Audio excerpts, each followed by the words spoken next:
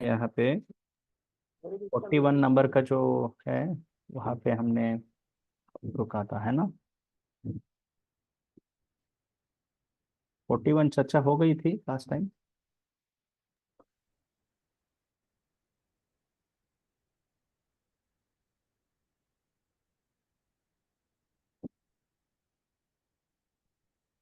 Forty forty तक forty. 40 complete हुआ था। ओके। ओके। तो हमने अभी तक ये जो सेक्शन जो हम सीख रहे हैं इसको बुद्धि योग कहते हैं, है ना। तो लास्ट क्लास में हमने कर्म कांड का चर्चा पूर्ण किया था और बुद्धि योग हमने प्रारंभ किया था। तो एक बार ये श्लोकों को एक बार पाठ करके आगे चलेंगे। साथ में सभी अनम्यूट करिए। कार्पण्य दोषो महत स्वभाव वह पृच्छामि त्वां विद्यामि तं धर्म संगति यच्छ्रेयस्यान्निश्चितं येषाद्यं ब्रूहि ब्रूहि मे शिष्यस्तेऽहं शिष्यस्य शाधिमां इत्यादिमां त्वां प्रपन्नम् प्रपन्नम् देहिनोऽस्मिन् ते यथा यथा देहे देहे कौमारं यौवनं च तथा तथा देहं तत्र न देहान्तरप्राप्तिर्धीरस्तत्र न न जायते म्रियते वा म्रियते वा कदाचित् कदाचिन् नायं नायं भूत्वा भूत्वा भविता भविता वा न न भूयः अजो अजो नित्यः नित्यः शाश्वतोऽयं शाश्वतोऽयं पुराणो पुराणो न न हन्यते हन्यते हन्यमाने हन्यमाने शरीरे शरीरे भोगैश्वर्यप्रसक्तानां भोगैश्वर्यप्रसक्तानां चेतसाम् व्यवसायात्मिका व्यवसायात्मिका बुद्धिः बुद्धिः समाधौ न समाधौ न विधीयते। विधीयते। ठीक है। तो हमने इस दूसरे अध्याय में अभी तक जो सेक्शंस देख के आए हैं, इन चर्चाओं में हमने पहले दो जो कारण देते हैं अर्जुन, भौतिक स्तर पे करुणा और विषय भोग, मटेरियल एंजॉयमेंट, इन दो कारणों का खंडन भगवान ज्ञान और कर्मकांड के विषय में जो श्लोक थे उनको प्रस्तुत करके खंडन किए हैं।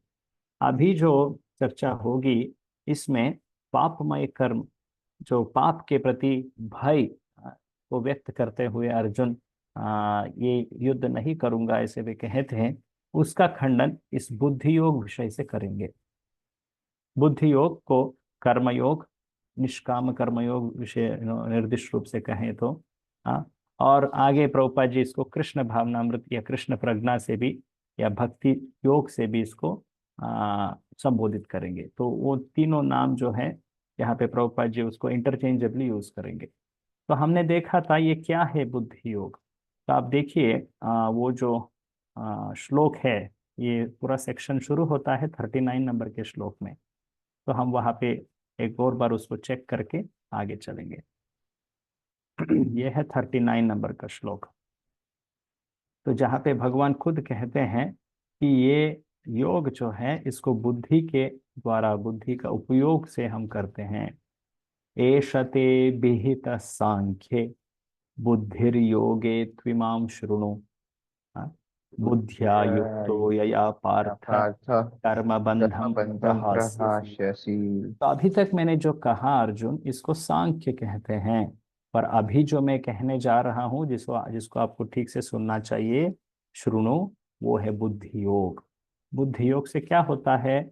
बुद्धिया युक्तो यया पार्थ कर्म बंधम प्रहास्यसि, कर्म का बंधन कट जाता है। तो व्यक्ति जब अपने बुद्धि से, यहाँ पे बुद्धि मतलब जो आध्यात्मिक तत्वों पे स्थिर जो बुद्धि है उसका यहाँ पे सूचित किया जा रहा है। हाँ? तो आध्यात्मिक ज्ञान से कर्म करना जिसको बुद्धि योग कहते हैं। आध्यात्मिक ज्ञान मतलब आत्मा के स्तर का ज्ञान, पर उसका प्रयोग कैसे होता है जीवन में, वो है निष्काम कर्म से। तो कर्तव्य तो करना है पर फलों के प्रति आसक्ति नहीं रखना है। तो ये बारंबार भगवान अन्य अन्य रूप से इसका वर्णन और विश्लेषण करेंगे। तो आपको याद होगा कि हमने जो पिछले सेक्शन में देखा था, मैंने ये कंसेप्ट लास्ट टाइम इंट्रोड्यूस किया था, योगा लैडर या योग का सीढ़ी, है ना। लास्ट टाइम हमने इसके बारे में थोड़ा बात किया था। यस। तो हम इस स्तर पे अभी बात कर रहे हैं। ये तीसरा स्तर जो है कर्मयोग। यस। तो इसके पहले भगवान कर्मकांड के भी कुछ बातें कहे हैं, है ना, जहाँ पे वे कह रहे थे, किसी को याद है भगवान कर्मकांड के स्तर पे कैसे अर्जुन को आ, उपदेश दिए, किस कारण उसको लड़ना चाहिए, क्या कारण दिए, याद है आपको? हरे कृष्णा। यस, किसको याद है?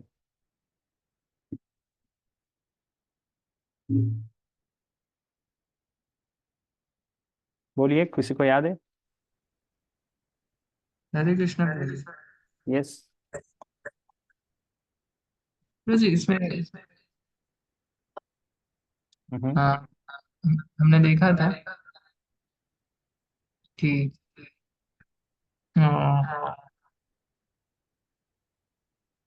2.31 से हमने देखा था कि दो प्रकार के कर्म होते हैं, तो शरीर, एक शरीर के रिलेटेड हम्म। और एक आत्मा के रिलेटेड, जो हमने लास्ट टाइम देखा था। हम्म। तो उसमें मतलब कि शरीर का धर्म होता है जो वर्णाश्रम धर्म मतलब माना जाता है, तो उसके हिसाब से भी मतलब वो युद्ध करना चाहिए अर्जुन को। हम्म। तो वही अपने, आप। हाँ करेक्ट, अपने कर्तव्य का वो किस कारण वो युद्ध करता है, व्हाट इज द मोटिव? कर्मकांड कैसे उसके निम्न स्तर से बेहतर है? कि उससे भौतिक लाभ जो अर्जुन चाहते थे, मतलब कि भौतिक सुख। वो तो नीचे का स्तर में भी उसका ही बात था, पशु जीवन में तो बस भौतिक सुख ही चाहते हैं लोग, कर्मकांड कैसे बेहतर है? आप कह रहे हो, थोड़ा और स्पष्ट रूप से कहिए। आप कह रहे हो वर्णाश्रम पालन वगैरह, पर एग्जैक्टली कहिए आप उसको। कर्मकांड में क्या है अंतर पशु जीवन से? कर्म कांड से मतलब प्रभु जी, वो वैदिक स्क्रिप्चर्स को एक्सेप्ट हाँ, करते हैं। शास्त्र पशु को, जीव। करेक्ट, शास्त्र को स्वीकारना, शास्त्र को प्रमाण बोल के स्वीकारना अपने जीवन के लिए, अपने जीवन के निर्धार के लिए सभी। हाँ, तो शास्त्र को प्रमाण बोल के स्वीकार। तो शास्त्रों में भौतिक सुख के लिए कई सारे उपदेश दिए गए हैं। हाँ, वेदों में अपने कर्तव्य का पालन करके कैसे स्वर्ग की प्राप्ति, ऐसे कुछ चीजें हैं, तो भगवान उस रूप से बोल रहे हैं, है ना। अगर आप लड़ोगे और जीतोगे तो आपको क्या मिलेगा? इस धरती पे आपको राज्य करने का अवसर मिलेगा। अगर आप मर भी जाओगे पर आप कर्तव्य कर रहे हो, तो मरने बाद आपको क्या मिलेगा? स्वर्ग में आपको भौतिक सुख मिलेगा। हाँ, तो दोनों, अगर जय हो या अपजय, हाँ, दोनों में आपका लाभ ही है, इसलिए कर्तव्य करो। तो कर्मकांड स्तर पे भगवान ऐसे कारण दिए थे। अभी कर्म योग में, हाँ, ये उपदेश के पीछे का कारण बदलेंगे। तो सभी स्तर पे भगवान कर्म या उपदेश क्या बोल रहे हैं? युद्ध करना। पर उसके पीछे का कारण और भी ऊंचा ऊंचा स्तर पे चलते जाते हैं। तो अभी कर्म योग में भगवान क्या कहते हैं हम देखते जाएंगे। तो हमने 40वां श्लोक देखा था। डायरेक्टली हम एक बार उसका अनुवाद पढ़ के आगे जाएंगे। तो 40वां श्लोक में कैसे अगर व्यक्ति इस बुद्धि योग को अपनाते हुए, बुद्धि योग मतलब आध्यात्मिक स्तर पे ज्ञान के आधार पे कर्तव्य को करना। तो विशेषतः यहाँ पे कर्म योग में व्यक्ति अपने जीवन के गंतव्य को इस जगत में नहीं करना चाहता।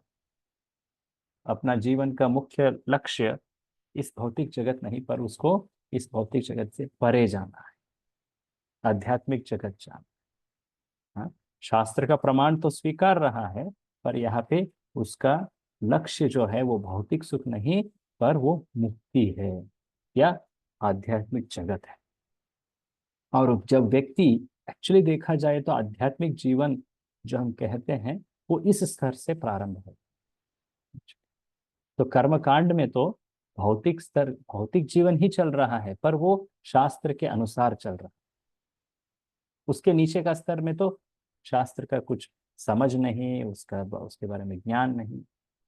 पर यहाँ पे व्यक्ति अपना लक्ष्य को, आध्यात्मिक जगत या मोक्ष बना देता है, और वो शास्त्र का प्रमाण स्वीकार के जीवन जीता है। इसलिए यहाँ से आध्यात्मिक जीवन प्रारंभ होता है। तो ऐसे आध्यात्मिक लक्ष्य को रख के अगर कोई अपने कर्तव्य को करता है तो क्या लाभ होता है? जो भी अपना प्रगति पाता है इस जगत में, हाँ, इस आध्यात्मिक पथ में उसका जो भी प्रगति है वो कभी घटता नहीं। न प्रत्यवाय, हाँ, न नाश, वो विनाश भी नहीं होता और कम भी नहीं होता। और तीसरा, जो कुछ उसने किया उससे बहुत बड़ा हानि से वो बच जाता है, बहुत बड़ा भय से वो बच जाता है। वो भय क्या था, किसी को याद है? किसी को याद है वो भय क्या था? महतो भयात। किस भय को प्रभुपाद जी बोलते हैं महतो भयात? हरे कृष्णा प्रभु। हाँ हाँ। प्रभुपाद जी इसमें बता रहे थे कि फिर से मतलब 84 लाख योनियों में फिर से वो भ्रमण करना पड़े, पशु योनि में जाना पड़े। पशु योनि में पतन हो जाना, यस, उसको महतो भयात।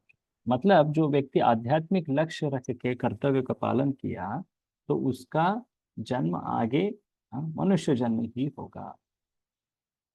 हाँ, तो उसको ऐसे निम्न जन्म जिसमें आध्यात्मिक जीवन जीने का अवसर नहीं रहता वो नहीं प्राप्त होता, है ना। तो भगवान उसको बारंबार ऐसे अवसर प्रदान करेंगे ताकि वो जो भी अपूर्ण है उसके आध्यात्मिक प्रगति उसको पूर्ण करे। हाँ, तो ये भगवान स्पष्ट रूप में 40वें श्लोक में कह देते हैं। और अजामिल का यहाँ पे उदाहरण भी प्रभुपाद जी लिखते हैं। तो ऐसे ये पूर्ण लाभकारी है ये जो मार्ग है, निष्काम कर्म योग या बुद्धि योग, इसलिए इसको अपनाना चाहिए। तो आगे जाते हुए भगवान अभी इस योग को, इस बुद्धि योग को करते समय व्यक्ति का बुद्धि कैसे रहना चाहिए, कितना फोकस्ड रहना चाहिए, उसको यहाँ पे समझाते हैं। 41वां श्लोक, हाँ? व्यवसायात्मिका बुद्धि एकेह कुरु कुरु नंदन नंदन बहुशाखाह्यनन्ताश्च बहुशाखायानन्तश्च बुद्धयो व्यवसायिनाम्। व्यवसायिनाम्। तो प्रभुपाद जी लिखते हैं यहाँ पे व्यवसायात्मिका बुद्धि। व्यवसायात्मिका मतलब, व्यवसाय मतलब जो अपने लक्ष्य पे पूर्ण रूप से सटीक रहना, उस पे पूरा फोकस रहना। हाँ, जैसे कोई, इसको दो रूप से देख सकते हो आप। व्यवसायात्मिक का मतलब जो व्यापारी होते हैं, कितना वे अपने लाभ के बारे में सोचते रहते हैं, है ना।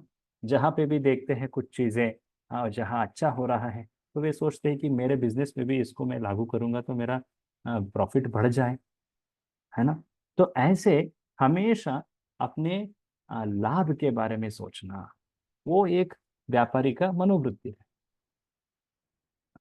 ऐसे ही जो कृष्ण भावनामृत में है, जो ऐसे आध्यात्मिक योगी है, ये बुद्धि योगी है, वो अपने आत्म साक्षात्कार के मार्ग में, अपने कृष्ण प्रज्ञा के मार्ग में, हाँ, वो हमेशा अग्रसर होने के लिए सोचता रहता है। हर अवसर, हर क्षण जो भी उसको लगता है कि इससे मेरा प्रगति और हो जाएगा तो इसके बारे में हमेशा फोकस्ड रहना। मतलब उसका बुद्धि अलग चीजों में नहीं लगती। तो इसको व्यवसायत्मिका बुद्धि कहा जाता है ना। पूरा फोकस्ड कॉन्सेंट्रेटेड इंटेलिजेंस, एक फोकस्ड, वो बोल रहा है ना, एकमात्र लक्ष्य जीवन का क्या है, वो आत्म साक्षात्कार। तो सामान्य रूप में देखा जाए तो बुद्धि योग वो आत्म साक्षात्कार को लक्ष्य मान के चलते हैं। और जब प्रभुपाद जी इसको भक्ति योग का एग्जैक्ट डेफिनेशन दे रहे हैं तो वहां पे जो गोल जो है, व्यवसायत्मिक का बुद्धि जो है, उसका फोकस क्या रहता है? कृष्ण की संतुष्टि। तो आपको लास्ट टाइम मैंने ये समझाया था कि कैसे इन सभी योगों को प्रभुपाद जी कृष्ण प्रज्ञा का ही डेफिनेशन देते हैं, क्योंकि ये सभी अपने अपने कुछ अंशों से कृष्ण प्रज्ञा के एक छोटा भाग बनते हैं।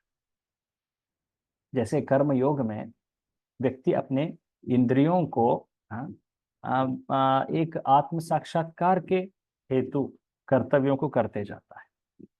तो इंद्रियों का सही तरह से उपयोग करना, कर्तव्यों को करना और फलों पे आसक्त नहीं रहना, ये भाग, ये जो अंश है, ये भक्ति योग में पूर्ण रूप से दिखाई जाता है। इसलिए ये गलत नहीं है कि जब हम निष्काम कर्मयोग बुद्धि योग को कृष्ण प्रज्ञा भी कह दे, है ना। तो ये हमें समझ आना चाहिए, क्योंकि कभी कभी जो पंडित होते हैं, भक्त नहीं होते, वे ऐसे आरोप करते हैं कि देखिए प्रभुपाद जी सभी जगह पे कृष्ण प्रज्ञा ही कह रहे हैं। आगे के एक अध्याय आएगा जहाँ पे छठवें अध्याय अष्टांग योग, वहां पे तो प्रभुपाद जी अष्टांग योग के अर्थ को छोड़ के भक्ति योग को ही प्रस्तुत करते हैं, है ना। तो हमें ये समझना चाहिए कि क्या किस भाव से प्रभुपाद जी इसको प्रस्तुत कर रहे हैं। प्रभुपाद जी ऐसे नहीं, वो तो एक्चुअल लिटरल मीनिंग भी समझा रहे हैं, पर साथ ही साथ उस श्लोक का संपूर्ण अर्थ क्या होगा जिसको व्यक्ति अपना के अपने जीवन जीवन में तो लाभ ले पाए।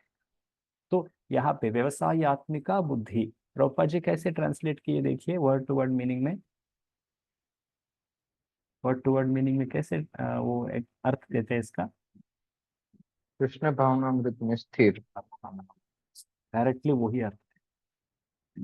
तो ऐसे जब व्यक्ति अन्य विषयों पे आसक्त ना होके बहुशाखा ही अनंताश्च, बहुशाखा मतलब एक तरह से बुद्धि को एक तरह से शाखा, शाखा मतलब अन्य विषय, स्प्लिट इंटेलिजेंस और स्प्लेड इंटेलिजेंस जैसे कहते हैं। हाँ? तो जो व्यक्ति अपनी बुद्धि को कई सारे विषयों पे लगाया है, वो एक विषय पे पूर्ण रूप से तन्मय या तल्लीन नहीं हो सकता। तो भक्त जो होते हैं वे भगवान के संतुष्टि ये विषय पे पूर्ण रूप से वे अब्जॉर्व हो जाते हैं, है ना। जैसे उदाहरण के लिए हम सुनते हैं दामोदर लीला में कैसे यशोदा माता अपने हाथ से वो दही को मथ रही है, मक्खन बनाने के लिए। हाँ, और अपने मुंह से वो भगवान का गुणगान कर रही है, भगवान के सौंदर्य का, कान्हा का सौंदर्य के बारे में गीत वो गा रही है ना। और अपने हृदय पूर्ण रूप से भगवान के स्मरण में, उसके ध्यान में लगा हो। तो ऐसे पूर्ण जो अपने चित्त या प्रज्ञा का फोकस कहाँ रहता है, भगवान के संतुष्टि, एकमेव वो लक्ष्य होता है व्यक्ति का। तो प्रभुपाद जी इसका अनुवाद करते हैं, पढ़िए। जो इस मार्ग पर चलते हैं, जो इस मार्ग पर चलते हैं वे प्रयोजन में दृढ़ रहते हैं और उनका लक्ष्य भी एक होता है। हम्म, हे कुरुनंदन, जो दृढ़ प्रतिज्ञ नहीं है उनकी बुद्धि अनेक शाखाओं में विभक्त रहती है। हम्म। तो ये पहला इसका सही इस व्यक्ति का गुण होता है बुद्धि योगी का, कि वो दृढ़ प्रतिज्ञ होता है, डिटरमाइंड इंटेलिजेंस, है ना। वो उसका लक्ष्य एक ही होता है, एक ही है कुरुनंदन। तो ये तात्पर्य के हाईलाइटेड अंश पढ़िए। यह दृढ़ श्रद्धा की कृष्ण भावनामृत द्वारा मनुष्य जीवन की सर्वोच्च सिद्धि प्राप्त कर सकेगा, हम्म। व्यवसायत्मिका बुद्धि कहलाती है। हाँ, तो वो श्रद्धा जिससे हम समझ लेते हैं कि कृष्ण भक्ति से ही सब कुछ जीवन का श्रेय मिल जाता है, सभी सिद्धि उसी से मिल जाता है। ये है एक व्यवसायत्मिका बुद्धि। एक्चुअली इसको उच्च कोटि के श्रद्धा मानी जाती है चैतन्य चरितामृत में। चैतन्य चरितामृत में जब शुद्ध भक्ति का चर्चा आती है तो पहला यही श्लोक वहां पे उद्धृत किया गया है कि श्रद्धा कैसा है उस व्यक्ति का। तो साधना भक्ति या उत्तम भक्ति जब कहते हैं तो वहां पे व्यक्ति दूसरे मार्गों पे वो आश्रित नहीं रहता, केवल और केवल भक्ति, भक्ति करने से ही मेरा पूर्ण श्रेय लाभ, सब सिद्धि उसी से प्राप्त हो। तो ये समझ के आगे जाना। और उसके मन पूर्ण रूप से शुद्ध नहीं है, पर ये श्रद्धा जागृत हो गई। कैसे जागृत हो गई, क्योंकि कोई उच्च कोटि के भक्त के संग से। तो प्रभुपाद जी नीचे लिखते हैं, श्रद्धा का अर्थ है किसी अलौकिक वस्तु में अटूट विश्वास। श्रद्धा शब्दे विश्वास कहे सुदृढ़ निश्चय, कृष्ण भक्ति कैले सर्व कर्म कृत है। तो ये एक अलौकिक वस्तु है, अपने तर्क से ये समझ नहीं पाएंगे हम। पर ऐसे भक्त को जब हम मिलते हैं जो ऐसे श्रद्धा को पालन कर रहे हैं, तो उनसे हम प्रभावित होकर ये श्रद्धा को प्राप्त कर सकते नहीं तो ऐसे ही शास्त्रों के पठन से, अपने ही प्रयास से हम ऐसे श्रद्धा प्राप्त नहीं करते हैं। तो प्रभुपाद जी यहाँ पे आगे इसका वर्णन करते हुए कई सारे अंशों को बोलते हैं। नीचे लिखते हैं कि कृष्ण भावनामृत की प्रगति यहाँ पे है के साथ क्रमशः यह अवस्था स्वतः प्राप्त हो जाता है। कौन सा अवस्था? देहात्म बुद्धि का त्याग। तो कृष्ण भावनामृत में जब व्यक्ति प्रगति होता है तो वो सहज रूप से भौतिक शरीर के आसक्तियों से ऊपर उठ जाता है। ये पढ़ते जाइए प्रभु, हाईलाइटेड अंश कृष्ण भावनामृत व्यक्ति का। कृष्ण भावना भवित व्यक्ति का दृढ़ निश्चय ज्ञान पर आधारित है। हम्म जिस प्रकार वृक्ष की जड़ सींचने पर स्वतः ही पत्तियों तथा टहनियों में जल पहुंच जाता है, उसी प्रकार कृष्ण भावना भावित होने पर मनुष्य प्रत्येक प्राणी की अर्थात अपनी, परिवार की, समाज की, मानवता की सर्वोच्च सेवा कर सकता है। यदि मनुष्य के कर्मों से कृष्ण प्रसन्न हो जाएं, तो प्रत्येक व्यक्ति संतुष्ट होगा। हाँ, तो यहाँ ये देखिए कि कृष्ण भावनामृत व्यक्ति का दृढ़ निश्चय जो है ज्ञान पर आधारित है। ज्ञान मतलब कैसे? यहाँ पे भक्ति शास्त्रों में जो लिखित ज्ञान है, जो भक्त के आचरण से हम उसको देख सकते हैं, तो ये है ज्ञान। हाँ, तो ये ज्ञान ऐसा नहीं कि जो शुष्क ज्ञान होता है वो नहीं बात है। हाँ, तो सही में जो ज्ञानी है वो भगवान को ही अपने शरण आश्रय बोल के स्वीकारता है। इसीलिए प्रभुपाद जी वो श्लोक को भी बोल रहे हैं, वासुदेव सर्वमिति स महात्मा, हाँ, बहुनाम जन्म नाम अंते ज्ञानवान। ना, तो वहां पे तो परम ज्ञानी का ही बात हो रहा है। ऐसे जो ज्ञानी है वो समझता है कि भगवान वासुदेव ही मेरा आश्रय है ना। तो जैसे ही ये स्वीकारता है भगवान को अपने परम आश्रय बोल के, तब ये समझ लेता है कि जैसे मुझे जड़ पे पानी दे के सभी वृक्ष का पोषण हो सकती है, ऐसे ही भगवान का सेवा करके मैं सभी सिद्धियों को प्राप्त कर सकता। तो ये श्रद्धा व्यवसायत्मिका बुद्धि का श्रद्धा है। नीचे पढ़िए, किंतु किंतु कृष्ण भावना मृत में सेवा गुरु के समर्थ निर्देशन में ही ठीक से हो पाती है, क्योंकि गुरु कृष्ण का प्रामाणिक प्रतिनिधि होता है, जो शिष्य के स्वभाव से परिचित होता है और उसे कृष्ण भावनामृत की दिशा में कार्य करने के लिए मार्ग दिखा सकता है। जैसे हमने पहले कहा कि ऐसे श्रद्धा को एक उच्च कोटि के भक्त के आश्रय में रह के ही कर सकते हैं। तो प्रभुपाद जी यहाँ बोल रहे कि गुरु के निर्देशन में ही ये किया जाता है। तो यहाँ पे श्रील विश्वनाथ चक्रवर्ती ठाकुर के उन श्लोकों का यहाँ पे उल्लेख किया गया है। श्रील प्रभुपाद जी के बहुत ही पसंदीदा श्लोक था ये, है ना। वे बहुत बार बोलते थे कि इस श्लोक से मैं बहुत प्रेरणा पाया। जब मैं पूर्ण रूप से हताश हो गया था, तब इस श्लोक के तात्पर्य विशेष रूप से श्रील विश्वनाथ चक्रवर्ती ठाकुर के इस श्लोक का विवरण जो है कि गुरु के उपदेश को ही अपने जीवन का परम लक्ष्य मानना चाहिए। जैसे कोई व्यक्ति जीवन जीने के लिए उसको प्राण चाहिए होता है ना, प्राण वायु, ऐसे एक भक्त का जीवन का प्राण वायु है गुरु का उपदेश। गुरु के उपदेशों को स्मरण करना, हाँ, उसको साकार करने के लिए प्रयास करना। इसीलिए ये श्लोक जो बोले जा रहे हैं ना यहाँ पे, ध्यायन स्तुवन तस्य यशः। तो उस गुरु के यश, उस गुरु के उपदेश, इन दोनों का ध्यान करना, स्तुति करना, पालन करना, ये कब? एटलीस्ट दिन में 3 बार कर, ऐसे बोला है त्रिसंध्या। एक्चुअली देखा जाए तो भक्त हमेशा अपने गुरु का गुणगान करता रहता है। तो ऐसे करने से ही भगवान प्रसन्न हो जाते हैं। यस्य प्रसादात भगवत। ये तत्व को विश्वनाथ चक्रवर्ती पाद सही रूप से इसको पकड़ के उसको ऐसे समझाए ना। श्रील प्रभुपाद जी इसको बारंबार कहें इस श्लोक को, यस्य अप्रसादा न गति कुतोपि।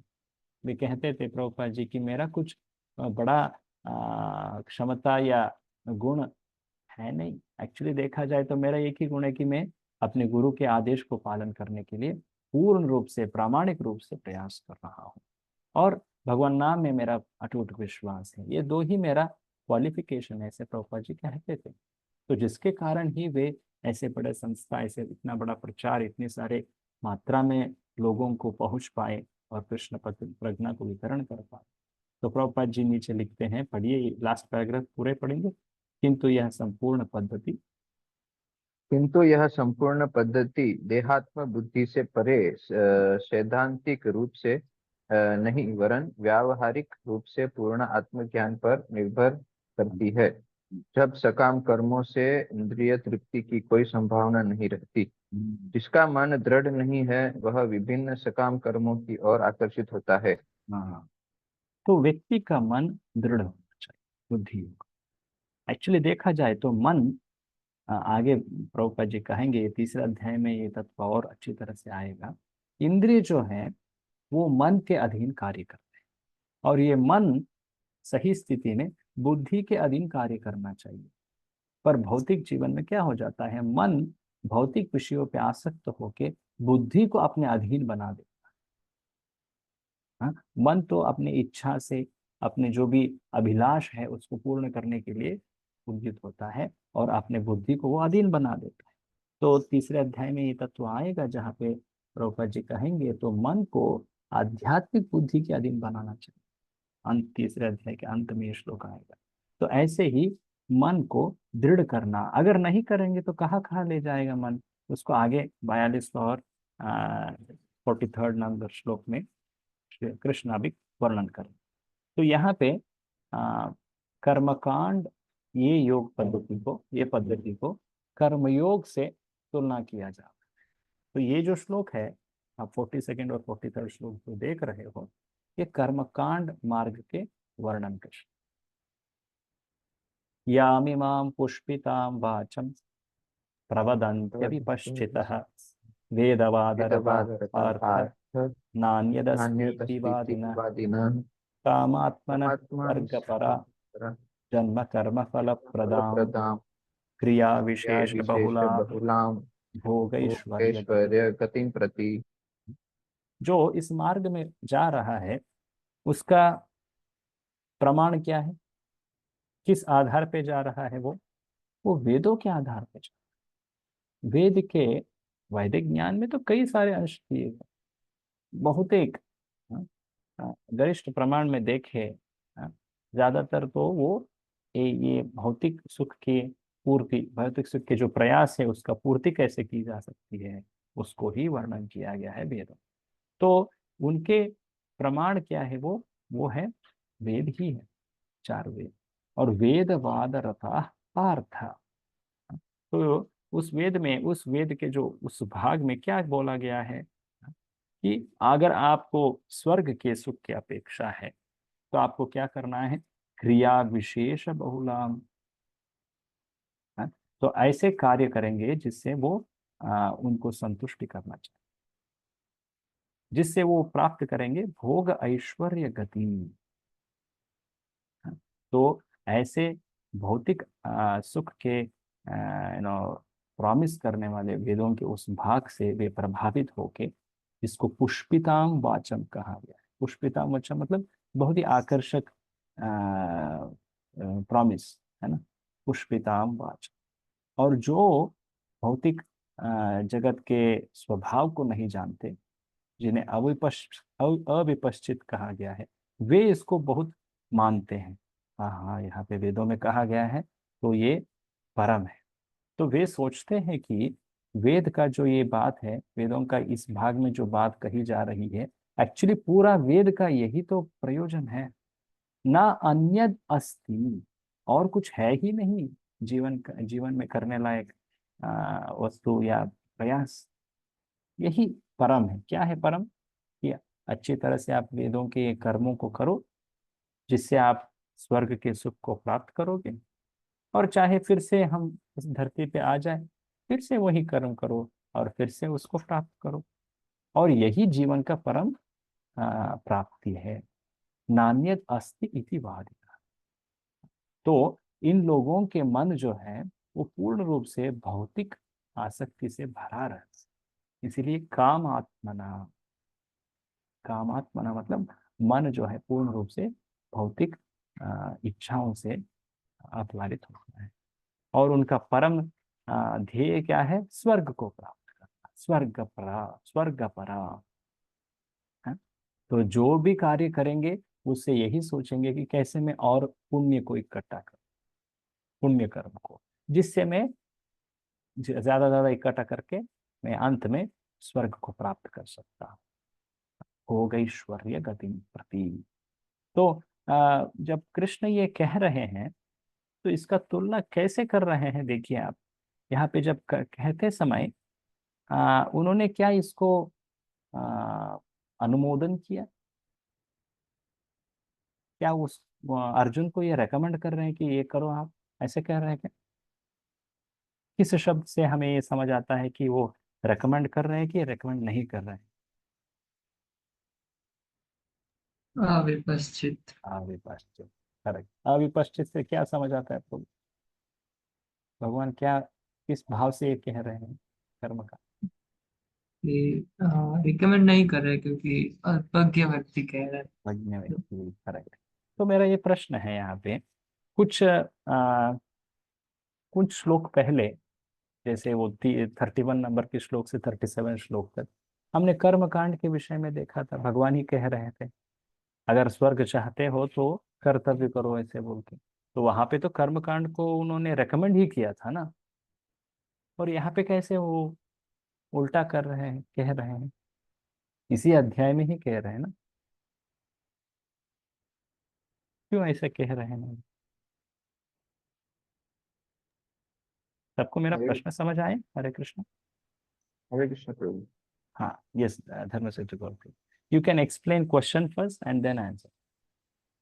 हाँ, यस प्रभु। जैसे आगे हमने देखा कि भगवत गीता में भगवान अर्जुन को कर्मकांड करने के लिए बोल रहे हैं। हाँ, करेक्ट। और फिर अभी मतलब उनको जैसे स्वर्ग जाने के लिए भी वो बता रहे हाँ। कर्मकांड में। लेकिन यहाँ पे वो भगवान अर्जुन को यही अध्याय में ऐसा बता रहे हैं कि अल्पज्ञ व्यक्ति स्वर्ग जाने की इच्छा करता है। हाँ, तो वो ऐसा क्यों कह रहे हैं, अपने आप का ऐसा प्रश्न। करेक्ट। That's the question. वे उत्तर करिए। तो मतलब जैसे आपने प्रभु जी कहा आगे कि जो योगा लेडर है तो उसमें अलग अलग धीरे धीरे भगवान उनको बताते जा रहे हैं स्टेप बाय स्टेप। हम्म। से कर्मकांड के पहले पशु जीवन, फिर उसके बाद कर्मकांड के बारे में बताया। फिर हम्म। वो बता रहे कि इससे ऊपर भी कुछ है, तो उसके लिए आपको हम्म। युद्ध करना है। करेक्ट। वो है कर्म योग, हाँ। मतलब बुद्धि योग। तो इसलिए फिर अभी वो बुद्धि योग पे बता रहे हैं कि आप बुद्धि योग कीजिए, वो उससे आप उससे आधार पे आप युद्ध कीजिए। हाँ, वेरी राइट, करेक्ट। तो जैसे एक सिंपल एग्जांपल मैंने इस विषय पे सुना था। सोचिए अगर एक व्यक्ति के दो बच्चे हैं। हाँ, एक बच्चा बहुत अच्छा मार्क्स लाता था। हाँ, हमेशा 80% मार्क्स लाता था। और दूसरा बच्चा थोड़ा, हाँ, थोड़ा उसका बुद्धि शक्ति कम था। यूजुअली 40 50 ऐसा मार्क्स। और एक एग्जाम के बाद दोनों ने अपने मार्क्स कार्ड को अपने पिता के पास ले आए और दिखाए। इंटरेस्टिंगली, जिसका हमेशा 40 मार्क आता था, इस मार्क्स कार्ड में उसका 60 मार्क्स आ गए। तो उसके पिता ने बहुत उसका प्रशंसा की, उसको गिफ्ट दिया, बहुत अच्छा किया तूने, वाह वाह, हाँ, शाबाश किया उनको।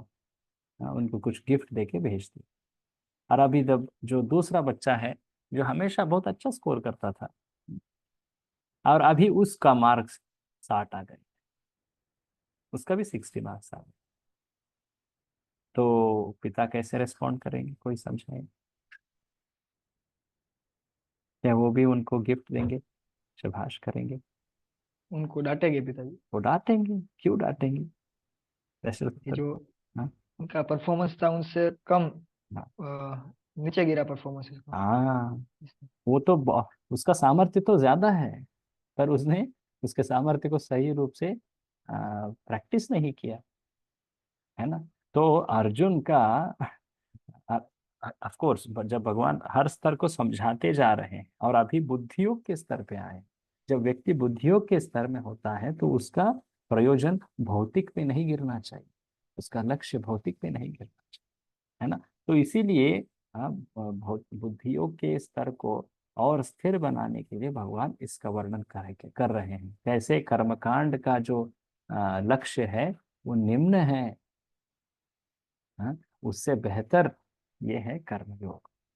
हाँ, अर्जुन तुम्हारा सामर्थ्य तो और ऊंचा है अभी बुद्धि योग का बात चल रही है कि नहीं? तो उस कंपैरिजन से बात कर रहे हैं। कभी कभी हम गीता के संदर्भ को नहीं समझेंगे और किसी एक श्लोक को उठा के बोल देंगे, देखिए यहाँ पे भगवान कह रहे हैं कि स्वर्ग प्राप्ति ही परम है, हाँ, इसीलिए कर्तव्य करना चाहिए, ऐसे कोई श्लोक को उठा लिया। क्या उसको हम स्वतंत्र रूप का परम सत्य बोल के समझ सकते हैं? गीता में कहा गया ऐसे समझ सकते हैं? नहीं। हाँ, इसीलिए कोई भी श्लोक है तो उसका संदर्भ देखना चाहिए। उस संदर्भ में क्या तत्व कहा जा रहा है और क्या उसमें यूनिवर्सल ट्रुथ है, वो भी हमें देख सकते। तो एक होता है वो कंटेक्चुअल ट्रुथ, तो उस संदर्भ के लिए अनुरूप तत्व होता है, और उससे एक यूनिवर्सल प्रिंसिपल ड्रॉ किया जाता है जो हर संदर्भ पे लागू हो। ये आचार्य हमें समझा सकते। ठीक है, तो अभी भगवान बुद्धि योग को प्रस्तुत कर रहे हैं और कैसे ये बुद्धि योग कर्मकांड से काफी बेहतर है। कर्मकांड तो इतना इतना निम्न है, जो मूर्ख व्यक्ति होता है, वो अल्पज्ञानी होता है, उसका पालन करता है। अनुवाद पढ़िए। अल्पज्ञानी अल्पज्ञानी मनुष्य वेदों के उन अलंकारिक शब्दों के प्रति अत्यधिक आसक्त रहते हैं जो स्वर्ग की प्राप्ति, अच्छे जन्म, शक्ति इत्यादि के लिए विविध सकाम कर्म करने की संस्तुति करते हैं। इंद्रिय तृप्ति तथा ऐश्वर्यमय जीवन की अभिलाषा के कारण वे कहते हैं कि इससे बढ़कर और कुछ नहीं है। तात्पर्य। तात्पर्य, साधारणतः सब लोग अत्यंत बुद्धिमान नहीं होते और वे अज्ञान के कारण वेदों के कर्मकांड भाग में बताए गए सकाम कर्मों के प्रति अत्यधिक आसक्त रहते हैं। वे स्वर्ग में जीवन का आनंद उठाने के लिए इंद्रिय तृप्ति कराने वाले प्रस्तावों से अधिक और कुछ नहीं चाहते। जहाँ मदिरा तथा तरुणियां उपलब्ध हैं और भौतिक ऐश्वर्य स्वर्ग सामान्य है। पर सर्व सामान्य है। तो सुनने में वेदों के वर्ष श्लोक जो होते हैं बहुत क्लिष्ट होंगे, हाँ, और जब हम उसका गान सुनते हैं तो वाह वाह इतना प्रशंसा भी हम करेंगे उसका, पर उसका प्रयोजन, लक्ष्य या अर्थ क्या है वो है भौतिक सुख। हाँ, तो बट श्रीमद् भागवत ऐसे पुराणों में उससे भी बहुत उत्कृष्ट दर्जा का जीवन के लक्ष्य का वर्णन किया जाता है। तो जो मूर्ख होते हैं, जो दिखने में आकर्षक है पर सही में क्या हमारे लिए लाभकारी है, वो उसको समझ नहीं पाते हैं। तो प्रभुपाद जी नीचे लिखते हैं, जिस प्रकार मूर्ख लोग, पढ़िए। इस प्रकार मूर्ख लोग विषैले वृक्षों के फलों के प्रति बिना यह जाने कि इस फल नहीं है, आकर्षण का, यहाँ फूल है, फल नहीं है, सॉरी, क्योंकि श्लोक वृक्षों में के, फूल का वर्णन है। सुना, देखा आपने? पुष्पिताम वाचम, है ना, इसलिए फूल का है। तो क्योंकि कुछ कुछ पेड़ ऐसे हैं जिनका फूल बहुत आकर्षक होता है, और ऐसे कुछ भंवरे वगैरह होते हैं उस फूल से आकर्षित होकर वहां जाते हैं, तो वो यूजुअली उसके ट्रैप में हो जाते हैं और वो मारे जाते हैं। तो ऐसे विषैले वृक्ष के फूलों के प्रति आकर्षक हो जाने से, पढ़िए आगे, के विषैले प्रति बिना। वृक्षों के हाँ, फूलों के प्रति बिना यह जाने कि किस आकर्षण का फल क्या होगा आसक्त रहते हैं। उसी प्रकार अज्ञानी व्यक्ति स्वर्गिक ऐश्वर्य तथा तज्जनित इंद्रिय भोग के प्रति आसक्त आकृष्ट रहते हैं। रहता है। तो ऐसे विषय भोग के प्रति आसक्त रहना ऐसा ही समान है जैसे कोई व्यक्ति विषैले वृक्ष के फूलों के प्रति आकृष्ट हो जाए, है ना।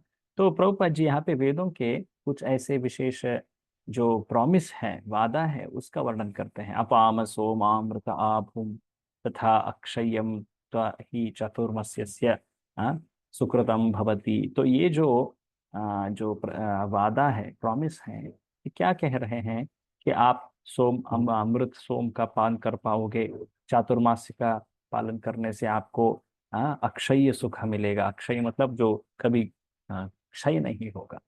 हाँ, ऐसे वादों से, ऐसे प्रॉमिस से लोग आकृष्ट होके उसके प्राप्ति ही अपने जीवन का परम प्रयास होना चाहिए, ऐसे वो करते हैं। पर एक्चुअली देखा जाए तो ये भौतिक है। नीचे प्रभुपाद जी लिखते हैं, ऐसा ऐसा शारीरिक सुख निसंदेह विषयी है। अतः ये लोग वे हैं जो भौतिक जगत के स्वामी बनकर ऐसे भौतिक अस्थाई सुख के प्रति आसक्त हैं।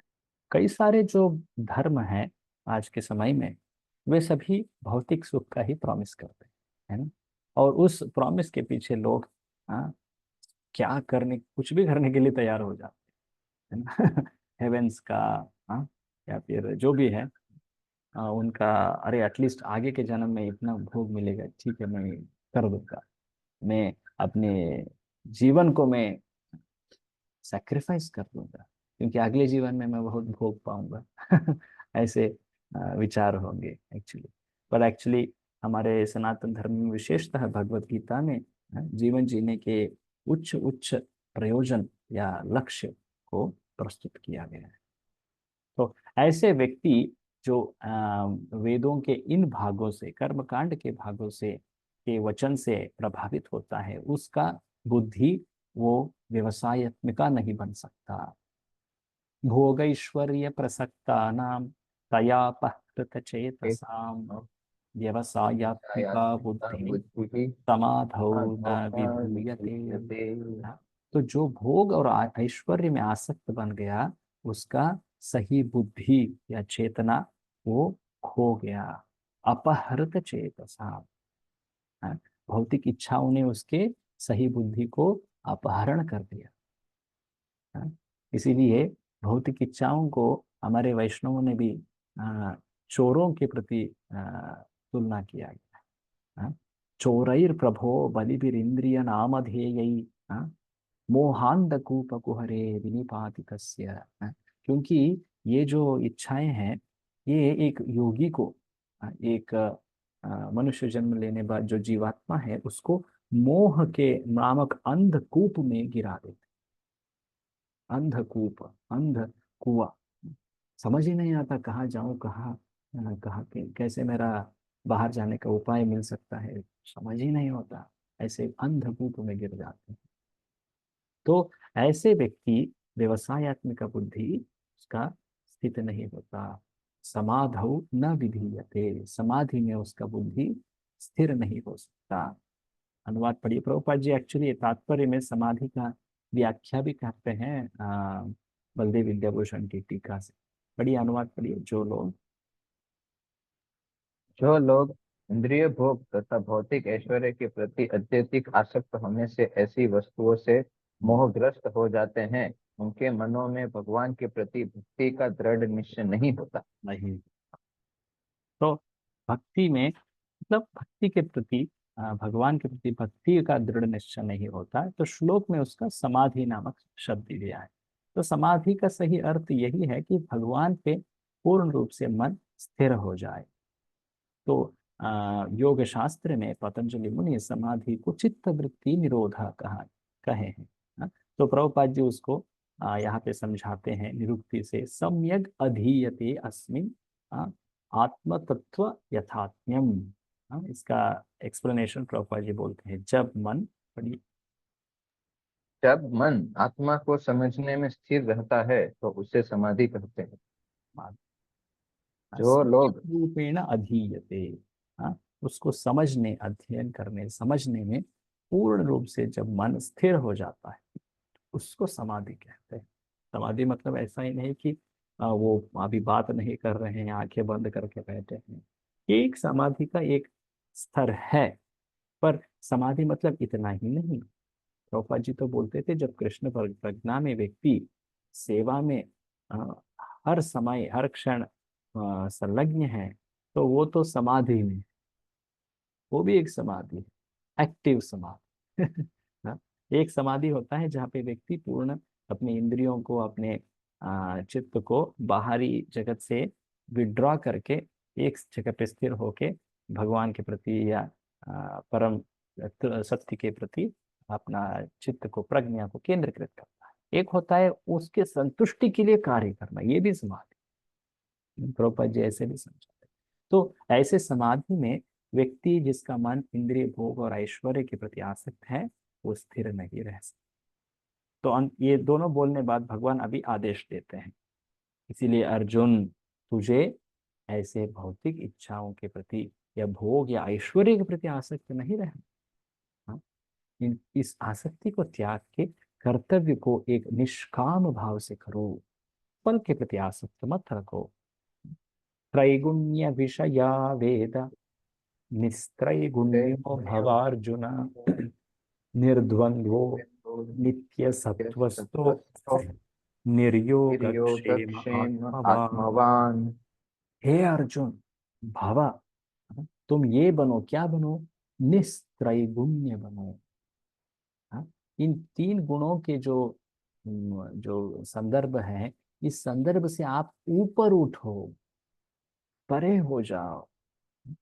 क्योंकि वेद के सभी वचन जो है बहुशः मतलब ज्यादातर वो सब इन तीन गुणों के अंतर्गत के विषय को ही समझाया गया है वेदों में। मतलब कर्मकांड के विषय, कर्मकांड का विषय जो है वो रजोगुण और तमोगुण, मैक्सिमम सत्वगुण का विषय है, पर वो सब इन तीन गुणों के अंतर्गत ही। पर इन तीन गुणों के परे जो है वो है आध्यात्मिक जगत, आध्यात्मिक प्राप्ति। उसके बारे में आप सोचो, उसको अपने लक्ष्य बनाओ, ये है कर्म। देखिए ऐसे नहीं, भगवान ऐसे नहीं कह रहे कि वेदों को त्याग दो। क्या उन्होंने ऐसे कहा इन शब्दों में? नहीं। अगर वो कहते हैं तो वो बुद्ध से और यहाँ पे इन इस वचन से क्या डिफरेंस होता? बुद्ध जो थे वे क्या कहे थे? वेदों को तो पूर्ण रूप से वे साइड में रख दीजिए और अभी केवल अहिंसा का पालन करिए, ऐसे कहे थे।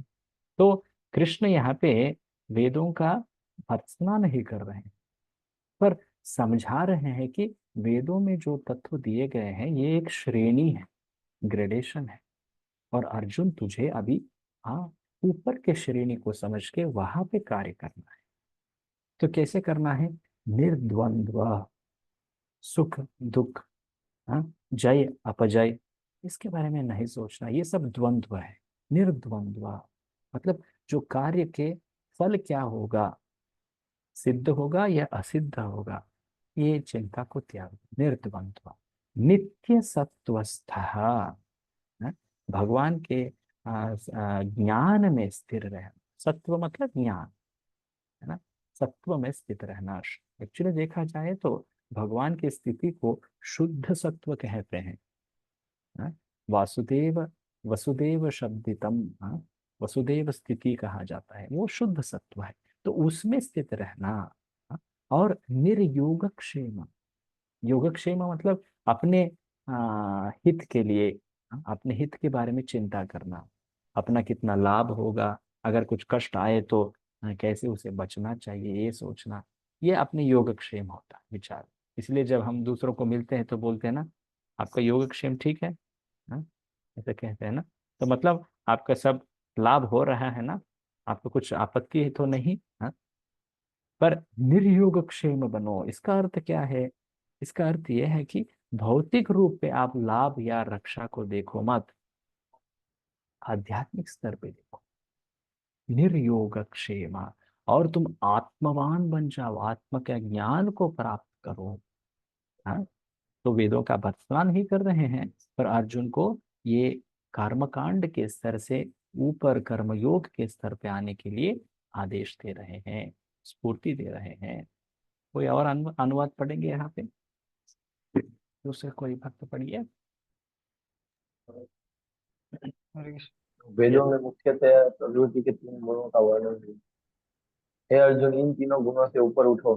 समस्त द्वैतों और लाभ तथा सुरक्षा की सारी चिंताओं से मुक्त होकर आत्मपरायण बनो। आत्मपरायण, तात्पर्य। तात्पर्य तात्पर्य सारे भौतिक कार्यों में प्रकृति के तीन गुणों की क्रियाएं तथा प्रतिक्रियाएं निहित होती है। इनका उद्देश्य कर्म फल होता है जो भौतिक जगत में बंधन का कारण है। वेदों में मुख्यतया सकाम कर्मों का वर्णन है जिससे सामान्य जन क्रमशः इंद्रिय तृप्ति के क्षेत्र से उठकर आध्यात्मिक धरातल तक पहुंच सके। कृष्ण अपने शिष्य तथा मित्र के रूप में अर्जुन को सलाह देते हैं कि वह वेदांत दर्शन के आध्यात्मिक पद तक ऊपर उठे, जिसका प्रारंभ ब्रह्म जिज्ञासा तथा परम आध्यात्मिकता पद पर प्रश्नों से होता है। होता है। तो वेदों में मुख्यतः किस विषय पे चर्चा हुई है? 4 वेदों में सकाम सकाम कर्म। काम, ये बात आप अंडरलाइन करके रखिए, ये एक प्रश्न भी है आपको एग्जाम में। तो कर्मकांड ही ज्यादा चर्चा हुआ है वेदों में, पर पुराण उपनिषद आदि इन ग्रंथों में ज्ञान और विशेषतः भक्ति का चर्चा हुआ है। तो ये पालन करने से व्यक्ति इस जगत से, इस जगत के जो कर्म बंधन से परे होके उसके से बाहर आके भगवान के सन्निधि प्राप्त करेगा, उनके जगत को प्रवेश करेगा। तो इसको इसको लक्ष्य बनाने के लिए भगवान यहाँ पे इस श्लोक का वर्णन कर रहे हैं। नीचे ये भी पढ़िए, जब इंद्रिय, ये भी पढ़िए, जब इंद्रिय जब जब इंद्रिय तृप्ति के कार्य यथा कर्म कांड समाप्त हो जाते हैं तो उपनिषदों के रूप में भगवत साक्षात्कार का अवसर प्रदान किया जाता है। ये उपनिषद विभिन्न वेदों के अंश है, उसी प्रकार जैसे भगवत गीता पंचम वेद महाभारत का एक अंग है। उपनिषदों से आध्यात्मिक जीवन का शुभारंभ होता है। देखिए, आध्यात्मिक जीवन मतलब कर्मयोग से प्रारंभ होता है, और वो कहाँ मिलता है? उसका वर्णन उपनिषद आदि से। तो उपनिषद जो है वो वेदों का ही भाग है, पर वो अंत का भाग है ना। तो वहां से आध्यात्मिक जीवन के बारे में कई सारे उपदेश दिए गए। और आदि, इसके बाद में जो पुराण आता है स्मृति शास्त्र में, पुराण आदि, उसमें भी श्रीमद् भागवत और भगवत गीता, हाँ, इनमें तो कई सारे ऐसे चर्चा वर्णन है जिससे कर्म बंधन से पूर्ण रूप से मुक्ति प्राप्त करके भगवान को प्राप्त कैसे कर सकते हैं। इन शास्त्रों को निगम शास्त्र भी कहा जाता है। लास्ट टाइम मैंने इसका वर्णन किया था। निगम शास्त्र, ऐसे निगम शास्त्रों में परम शास्त्र है कौन सा, याद है? श्रीमद् भागवत। श्रीमद् भागवत। निगम कल्पतरोर गलितम फलम, है ना। निगम शास्त्र, एक्चुअली सभी वैदिक शास्त्रों में निगम शास्त्र श्रेष्ठ है, और उन निगम शास्त्रों में सर्वश्रेष्ठ है श्रीमद् भागवत। जैसे कोई पेड़ में उच्चतर के जो देन है या लाभ है, वो क्या है? वो फल है, गलित फल, ऐसे श्रीमद् भागवत है। या और नीचे प्रभुपाद जी यहाँ पे निर्द्वंद्व नित्य सत्वस्थो, उसका वर्णन भी कर रहे हैं। देखिए, सुख दुख शीत ग्रीष्म जैसे द्वैतताओं को सहन करना चाहिए। जब तक भौतिक शरीर है तब तक ये जो द्वैत मतलब जो द्वंद्व है उनका अनुभव होगा। पर जो ज्ञानी होता है उसको ये समझ आ जाता है कि ठीक है, ये तो होगा ही। हाँ, अभी बारिश है, इतना कुछ सब कुछ गीला है बाहर, थोड़े समय के बाद ठंडी आएगी, उसके बाद फिर से गर्मी आएगी, है ना। जैसे सीजन्स बदलते हैं, ऐसे ही हमारा अनुभव भी बदलता है भौतिक स्तर पे इस जगत। वीडियो वीडियो चालू तो कर दो इसका चिंता नहीं होना चाहिए व्यक्ति को, यहाँ पे उसका वर्णन किया गया। मनुष्य को कृष्ण की इच्छा को पूर्ण करने के लिए पूर्ण रूप से प्रयास करना चाहिए, उनके आश्रय में जाना। जब भगवान के संतुष्टि का जब विचार करते हैं व्यक्ति, तो उसको पूर्ण करने से अपने जीवन के कई सारे मुद्दे पूर्ण हो जाते हैं। हाँ? जब व्यक्ति आत्म साक्षात्कार के लिए प्रयास करता है, तो उस प्रयास से इतना बड़ा लाभ पाता है कि जो अन्य मार्ग से लाभ पाता था, हाँ, वो सब इससे पूर्ण हो जाता है। और भगवान इसके लिए एक उदाहरण देते हैं अगले श्लोक में। क्या उदाहरण है? ये उदाहरण है एक बहुत बड़ा सरोवर का। हाँ? सरोवर जो होता है जहाँ पे पानी बहता रहता है ना, झरना, यहाँ पे कई सारे कार्य सिद्ध हो जाते हैं। जैसे गांवों में कई सारे कुआं रहते हैं ना, पहले के समय में ऐसे होते थे। कुछ कुएं से केवल पीने का पानी ही लिया जाता था, मतलब केवल उसको पानी, पीने लायक पानी के लिए ही यूज किया जाता। और कुछ कुएं से पानी लेके कपड़े धोते थे, या फिर अपने भैंस आदि जानवरों को धोने के लिए हो, और कई कई कारण प्रयोजन के लिए यूज करते थे। तो कभी कभी गांवों में इतने सारे कुएं थे, तो उन सभी कुओं को कुछ कुछ कुआं ये इसके लिए ही है, हाँ, ऐसे अलग अलग प्रयोजन के लिए एक एक कुआं को इस्तेमाल किया जाता था। पर एक बहता हुआ पानी जो झरना या सरोवर होता है, वहां पे ये सभी जो कारण थे वो सब वहां पे पूर्ण हो जाते। तो ऐसे बहता हुआ पानी में व्यक्ति, हाँ, या गांवों के लोग इन सभी को पूर्ण कर देते हैं। एक जगह पे लोग पानी को भी पीने के लिए ले जाते हैं, एक दूसरे जगह पे कपड़े भी धो लेते हैं, हाँ, क्योंकि सब बहता हुआ पानी है ना। तो ऐसे आध्यात्मिक जो साक्षात्कार है, इसका लक्ष्य बना के जो जीवन जीता है, उसका जीवन में ये सभी प्रयोजन जो है वो पूर्ण हो जाते हैं। यावान अर्थ उदापाने सर्वतः संप्लुतोदके तावान सर्वेषु वेदेषु ब्राह्मणस्य विजानतः। हाँ? यावान अर्थ उदपाने, उदपाने मतलब पानी के कुएं, कूप, हाँ? और संप्लुत उदके, उदके संप्लुत उदके मतलब बहुत बड़ा पानी का एक रिजर्वायर है ना। यहाँ पे जलाशय कहा गया, करेक्ट, जलाशय, विशाल जलाशय।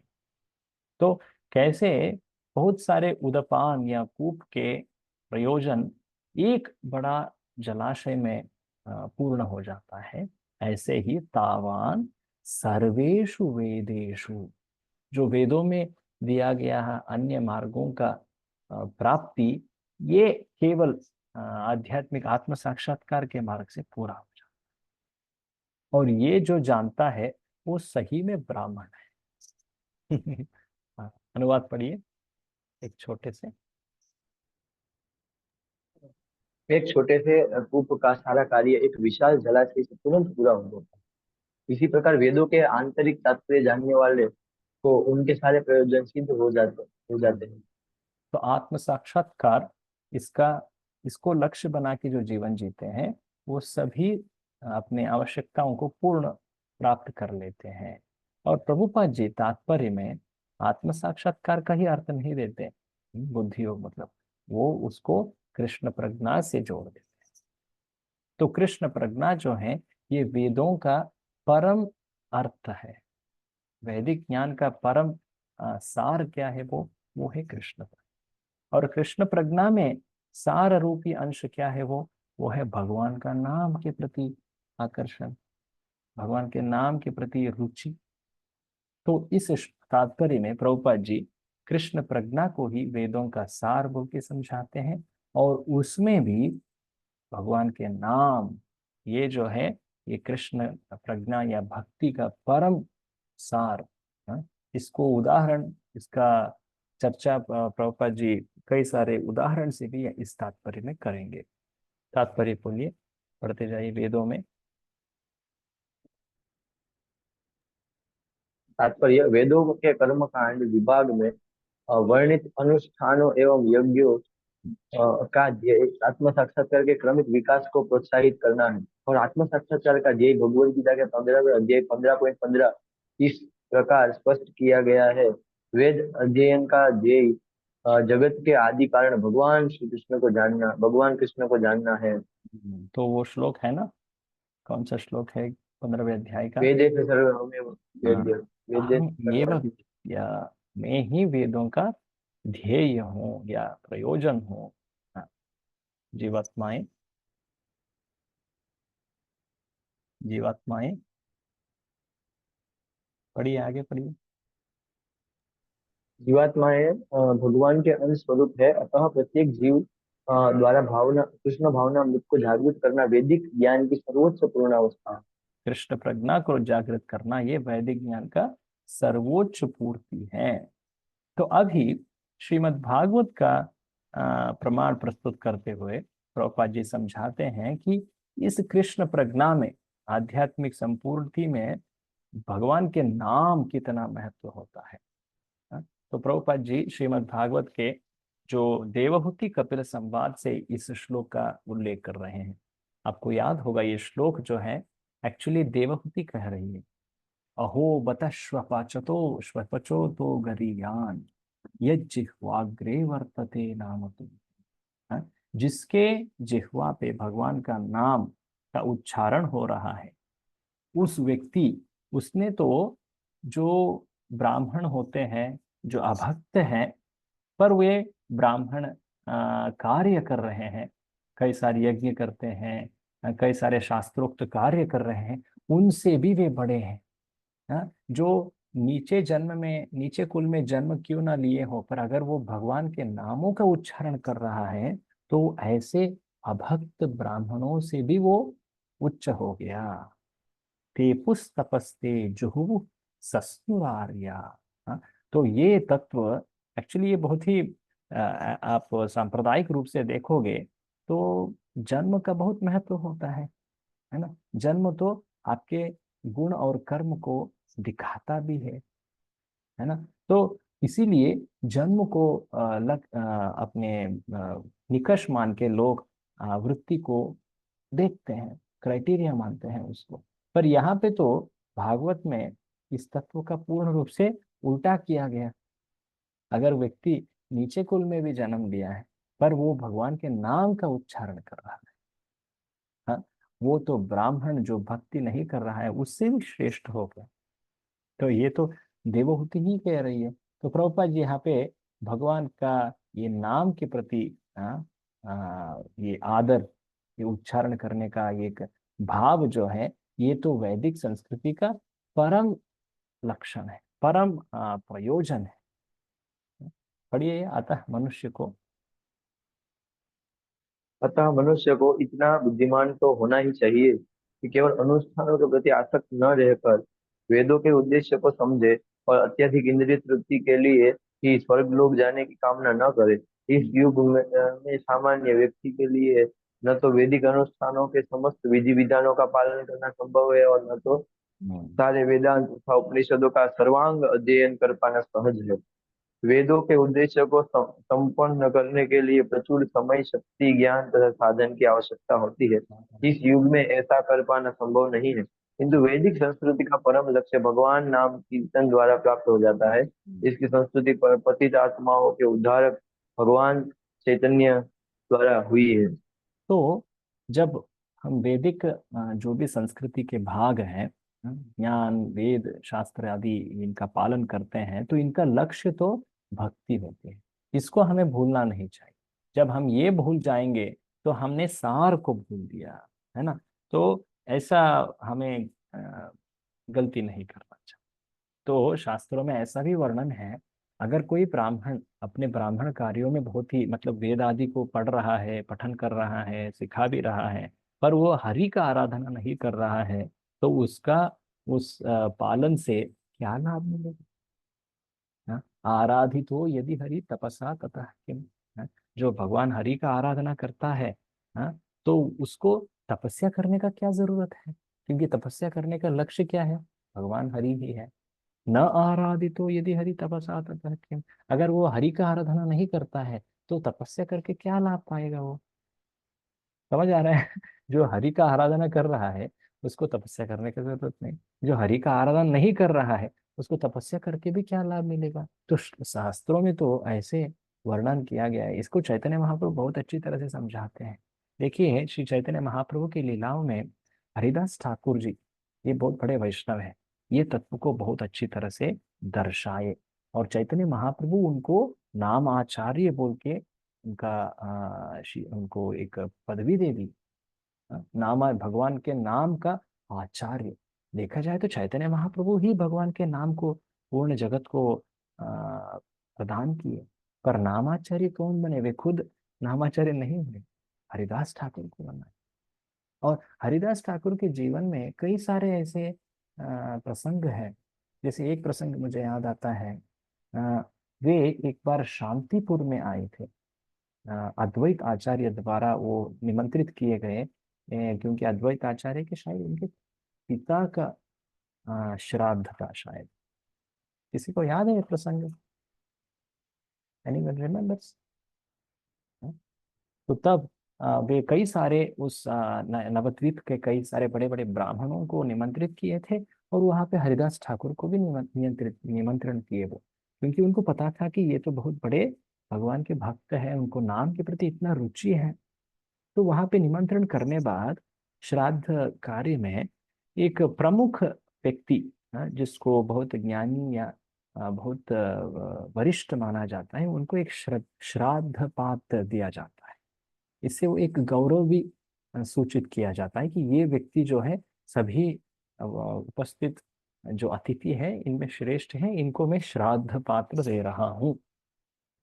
तो अद्वैत आचार्य तो भगवत भक्त थे, भगवान के ही अवतार भी है वे। तो जब उन्होंने ये श्राद्ध पात्र को देने का अवसर आया हो, तो वो किसको दिए? उन्होंने तो हरिदास ठाकुर को दे दिया। और जब वो ये कर दिए तो वहां के सभी ब्राह्मण एक तरह से क्रोधित हो गए। अरे पहले तो ये व्यक्ति वैदिक धर्म में ही नहीं जन्म लिया, इसने वैदिक यू नो सनातन धर्म के बाहर है ये व्यक्ति, ऐसे सोचते थे। और ये व्यक्ति ना वेदों को पढ़ा है, ना इसने पालन किया है, बस भगवान का नाम ले रहा है। तो तब वो श्राद्ध पात्र देना ही नहीं, वो उस समय एक हरिदास ठाकुर को भगवान के नाम के गुणगान में आप कुछ कहिए बोल के भी कहा गया। तो हरिदास ठाकुर वहां पे अपने प्रिय भगवान के नाम का गुणगान करते करते गए, और वे बोलने लगे कि भगवान का नाम जाप करने से व्यक्ति इतना परम लाभ प्राप्त करता है, उसको तो मुक्ति ऐसे गौण रूप से मिल जाता है, बिना कुछ परिश्रम से, बिना कुछ ज्ञान से ही उसको मुक्ति मिल जाती है। तब ये बात जब ब्राह्मणों ने सुना, अरे आपने तो मुक्ति को गौण बना दिया भगवान के नाम के विषय में।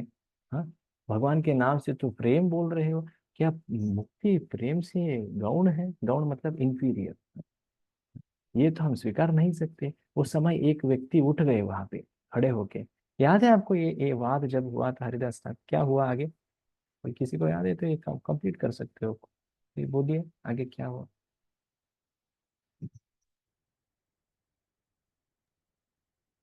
यस। हरे कृष्ण।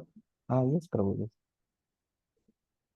वो ब्राह्मण जो है वो हरिदास ठाकुर को ऐसे ही चैलेंज कर दिया हाँ कि भगवान का नाम जो है वो ऐसे कैसे मतलब मुक्ति दिला सकते, अगर ऐसा नहीं हुआ तो हाँ तुम्हारा जो है नाक और मतलब तुम्हारा नाक काट काट दिया जाएगा, ऐसा करके हरिदास ठाकुर जी का अपमान किया था।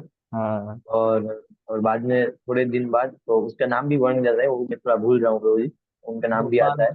शायद तो नाम है, कुछ है। मैं भी बोल रहा हूँ। कुछ नाम, हाँ कुछ नाम आता है, तो बाद में वही वो ब्राह्मण पंडित को जो है उसका 2-3 दिन बाद जो है अपराध के कारण उसका नाक गल जाता है एक्चुअली, वो बीमारी के कारण। तो फिर वो और उनको सबको पता चलता है कि हरिदास ठाकुर जैसे महान वैष्णव का अपराध की वजह से ये हुआ है। और ऐसे ऐसे करके मतलब भगवान का नाम जो है वो हरिदास ठाकुर की ऐसे करके रक्षा करते हैं उनके वचन की, और उनका अपमान से उनको बचाता है। हाँ correct, thank you Prabhu, thank you. तो ऐसे हरिदास ठाकुर ने भगवान के नाम का गुणगान किया, अपने वचनों से, अपने कार्य से तो वो कर ही रहे थे, और भगवान खुद वहां पे प्रदर्शित भी करते। तो प्रभुपाद जी और भी नीचे लिखते हैं, वेदांत दर्शन, ये भी पढ़ते जाइए प्रभु।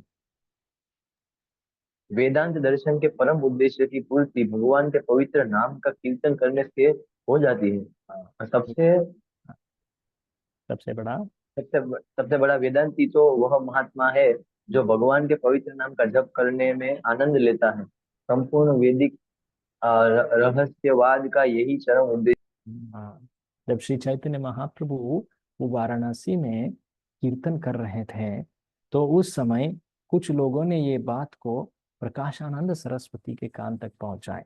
तो प्रकाशानंद सरस्वती सोचने लगे, अरे सन्यासी का कार्य तो वेदांत का चर्चा करने में होता है, ये क्या है? बहुत इमोशनल होके, सेंटिमेंटल होके भगवान का नाम का कीर्तन कर रहे हैं। हाँ? तो तब प्रकाशानंद सरस्वती चैतन्य महाप्रभु को मिलना चाहते थे और समझाना चाहते थे, और ऐसे संदर्भ आ ही गया। तो वो पूछते हैं, आप क्यों ऐसे भगवान के कीर्तन में नाचते हैं, ये वो सब कहते हैं। तो वहाँ पे एक बहुत बड़ा संवाद ही हो जाता है, जहाँ पे चैतन्य महाप्रभु समझाते हैं कि कैसे उनके गुरु ने ये आदेश दिया, हाँ, भगवान का नाम का कीर्तन करो।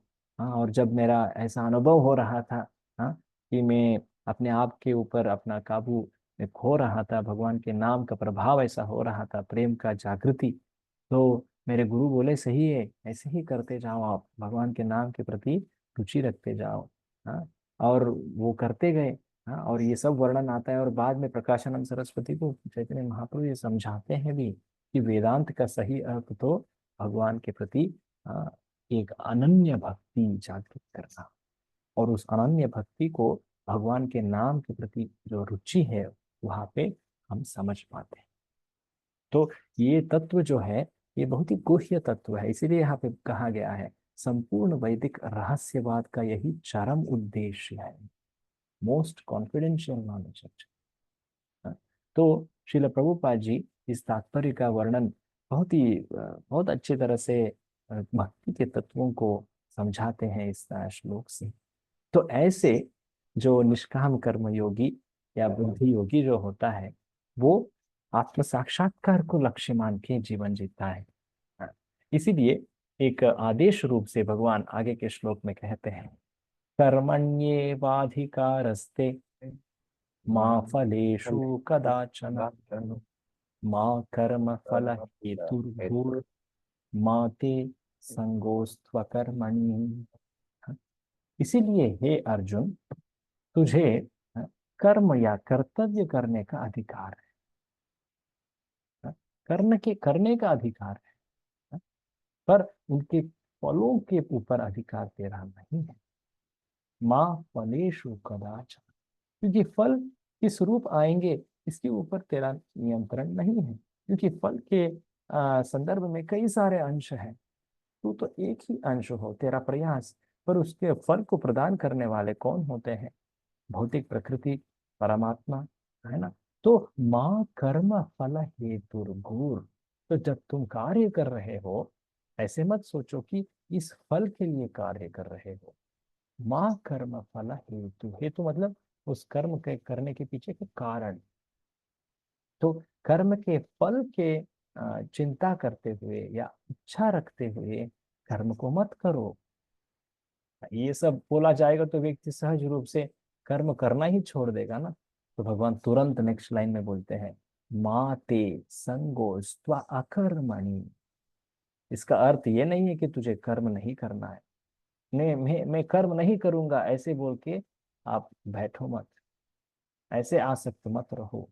हाँ, तू कर्म करो। फिर से पहला आदेश, इस श्लोक में 4 आदेश है। पहला है कर्म करना है, तेरा अधिकार कर्म करने के लिए है। दूसरा है तेरा अधिकार कर्म के फलों के ऊपर नहीं है। तीसरा है कि तू कर्म जब करेगा तो कर्मों के फल के कारण मत कर। और चौथा है कि तू ये सब सुन के मैं कर्म नहीं करूंगा ऐसे बोलो मत। अकर्मणि माते संगोस्त्वा, ऐसे आसक्त मत हो जाना कि मैं कर्म नहीं करूंगा, नहीं, कर्म करना है तुझे। 4 आदेश बहुत ही इंटरेस्टिंग रूप में भगवान सभी तरह से अर्जुन को घेर के एक ही करना है तुझे, वो है युद्ध, और आगे के फल के बारे में चिंता नहीं करना है। पढ़िए, तुम्हें अपने कर्म, तुम्हें अपने कर्म कर्तव्य करने का अधिकार है, किंतु कर्म के फल के तुम अधिकारी नहीं हो। तुम न तो कभी अपने आपको अपने कर्मों के फलों का कारण मानो, नहीं कर्म न करने में कभी आसक्त हो। हाँ, तो ये श्लोक बहुत प्रसिद्ध है ना। गीता का सार बोले तो लोग यही श्लोक बोल देते हैं। बट एक्चुअली देखा जाए तो ये कर्मयोग का बात है, और इससे भी बहुत उच्चतर के आदेश भगवान कहे हैं। हाँ? तात्पर्य पढ़िए, यहाँ पर 3।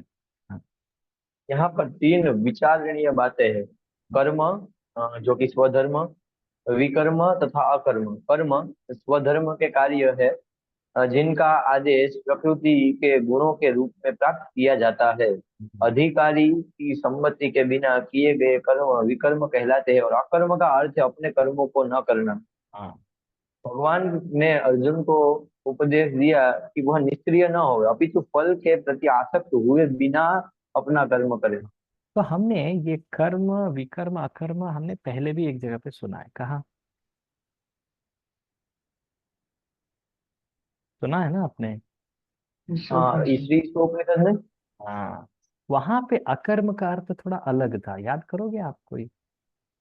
वहां पे अकर्म का मतलब भगवान के लिए मतलब कार्य करना, या फिर हाँ, अ, कर्म बंधन जो से कर्म हमको मतलब बंधन से मुक्त करता है वो वाला कराना है ना। उसको अकर्म। पर यहाँ पे अकर्म का अर्थ अलग है, ध्यान से देखिए आप। हाँ, ये तो क्या है? अपने कर्मों को न करना। हाँ, निष्क्रिय हो जाना। इनएक्शन मतलब यहाँ पे अलग अर्थ है। ठीक है, ये थोड़ा आप ध्यान से नोट कर लीजिए। नीचे प्रभुपाद जी लिखते हैं, जहां तक ये पूर्ण पढ़ेंगे आप, जहां तक निर्धारित कर्मों का संबंध है। तो यहाँ पे जो ये अकर्म है, इसमें हाँ, पहले मैं ऐसे समझा था कि अकर्म का मतलब वो अपने मतलब कर्मों को ना करना, मतलब सकाम कर्मों को नहीं करना, ऐसा मैं समझा था पहले। तो क्या ये सही नहीं है ना? नहीं नहीं, मतलब यहाँ पे तो इनएक्शन, निष्क्रिय ना इंग्लिश में हो। इनएक्शन। हाँ, इंग्लिश में क्या है? मतलब आपने क्या बताया कि अकर्म का मतलब इंग्लिश में इनएक्शन हुआ इधर, मतलब अकर्म का मतलब इनएक्शन होता है इधर। हाँ, इनएक्शन एक्चुअली इंग्लिश में। तो क्या है, यहाँ पे भगवान अकर्म को अनुमोदन नहीं कर रहे, वे बोल रहे तुम्हें स्वधर्म न करना है, पर उसको फलों की आसक्ति के बिना करना है। ठीक है, तो कर्मणि मतलब कर्म मतलब क्या है? क्या मेरे विकर्म के बारे में बोल रहे भगवान, तेरा अधिकार इसके लिए है? नहीं नहीं, वो कर्म मतलब क्या है, वो स्वधर्म है यहाँ पे, तो उसको समझा रहे जी। हैं। ठीक है, तो यहाँ पे अकर्म का संदर्भ अलग ही है, थोड़ा उसको ध्यान से देख के ये करना है। यस, यूजुअली जब हम अकर्म क्या? का बात करते हैं तो वो भक्ति कार्य या फिर जो आध्यात्मिक कार्य होते हैं उनका अर्थ लिया जाता है, पर यहाँ पे इस तात्पर्य में इसका अर्थ अलग है, इसलिए उसको मैं स्पेसिफाई किया। पढ़िए, जहां तक। जहाँ तक निर्धारित कर्मों का संबंध है, वे तीन उपश्रेणियों के हो सकते हैं, यथा नित्य कर्म, आपातकालीन कर्म तथा इच्छित कर्म। आगे ऐसे पढ़िए, निष्का नहीं नहीं, पूर्ति पढ़ते जाइए। जैसे नित्य कर्म। नित्य नित्य कर्म फल की इच्छा के बिना शास्त्रों के निर्देश अनुसार सतोगुणी में रहकर किए जाते हैं। फल युक्त कर्म बंधन के कारण बनते हैं, हम्म। अतः ऐसे कर्म अशुभ है। हर व्यक्ति को अपने कर्म पर अधिकार है, किंतु उसे फल से अनासक्त होकर कर्म करना चाहिए। ऐसे निष्काम कर्म निसंदेह मुक्ति पथ की ओर ले जाने वाले हैं। वाह, तो यहाँ पे देखिए, तीन कर्म बहुत वैदिक इसमें संस्कृति में फेमस है। नित्य कर्म, आपत कर्म और इच्छित कर्म या काम्य कर्म भी कहते हैं इसको। हाँ, नित्य कर्म, नित्य में नैमित्तिक भी आ गया। नैमित्तिक मतलब जो जो थोड़े थोड़े समय में किया जाता है, जैसे संस्कार होता है। हाँ, जैसे जन्म के समय का कुछ संस्कार हो, या विवाह हो, या ऐसे कुछ गर्भाधान हो, ये निमित्त है। पर नित्य मतलब हर दिन करने वाले का नित्य कर्म। हाँ, आपत कर्म मतलब जो कष्ट आ गया उस समय करने वाले का। और इसके अलावा व्यक्ति अपने अभिलाषा को पूर्ण करने के लिए कुछ विशेष कार्य करता है, वो है इच्छित कर्म या काम्य कर्म। तो यहाँ पे क्या कहा गया है, नित्य कर्म को इच्छा के बिना करना, ये एक्चुअली मेन एम्फोसिस दिया गया है। काम्य कर्म के बारे में बोला नहीं है यहाँ पे, काम्य कर्म नहीं करना चाहिए, क्योंकि वो तो स्वतंत्र इच्छा होगी ना। अगर इच्छा है तो वो एक तरह से वरिष्ठों के अनुमोदन लेके हम कर सकते हैं। पर यहाँ पे भगवान जब आदेश दे रहे हैं तो वो नित्य कर्म का आदेश। तो अर्जुन का नित्य कर्म था, या उसका धर्म था, अपनी प्रजा की रक्षा करना और वहां पे लड़ना, युद्ध करना। तो उसको निष्काम भाव से करो, ऐसे भगवान कर रहे हैं। पढ़िए, अतएव भगवान ने। अतएव भगवान ने अर्जुन को फलासक्ति रहित होकर कर्म स्वधर्म हम्म, के रूप में युद्ध करने की आज्ञा दी। हम्म, उसका युद्ध विमुख होना आसक्ति का दूसरा पहलू है। हाँ, ऐसी आसक्ति से कभी मुक्ति पद की प्राप्ति नहीं हो पाती। हम्म, आसक्ति चाहे स्वीकारात्मक हो या निषेधात्मक, हम्म, वह बंधन का कारण है। अकर्म पापमय है, अतः कर्तव्य के रूप में युद्ध करना ही अर्जुन के लिए मुक्ति का एकमात्र कल्याणकारी मार्ग था। तो ऐसा आसक्ति न रहना चाहिए कि मैं युद्ध नहीं करूंगा। हाँ, या फिर आसक्ति ऐसा भी नहीं रहना चाहिए कि हाँ मैं अपने जय के लिए ही युद्ध करूंगा। हाँ, अगर नहीं मिला मुझे जय तो मैं त्याग ही कर दूंगा सब कुछ। जैसे महाभारत में आप देखोगे एक समय पे कौन था वो, अश्वत्थाम या गुरु द्रोण, वे भी इस भाव से थे। तो ऐसे अटैचमेंट नहीं रहना चाहिए। अटैचमेंट जो है, आसक्ति जो है, ये दो तरह से हो सकता है। एक तरह से पूर्ण रूप से स्वीकारात्मक या पॉजिटिव, या नेगेटिव, मैं नहीं करूंगा, कदापि नहीं करूंगा, ये भी एक तरह से आसक्ति। हाँ, तो आसक्ति या एक तरह से क्या बोलते हैं, अवर्षण, पूर्ण रूप से उसको त्यागना। त्यागना भी नहीं है एक्चुअली, क्या बोलेंगे उसको, हेटिंग, अवर्षण, ये दोनों एक ही भावना है। या एक कोई विषय पे पूर्ण रूप से लग जाए, या उस विषय पे पूर्ण रूप से आप द्वेष करें, ये दोनों भौतिक स्तर पे ही है, ये दोनों बंधन के कारण हो सकते हैं। तो अभी भगवान कहते हैं ऐसे स्तर से जब कार्य करेंगे तो सही में अपने मन को समस्थिति पे ला पाएंगे, और इसको भगवान कहते हैं योग। योगस्थः कुरु कर्माणि संगम त्यक्त्वा धनंजय, सिद्ध्य सिद्ध्यो समो भूत्वा समत्वम योग उच्यते। अनुवाद पढ़िए।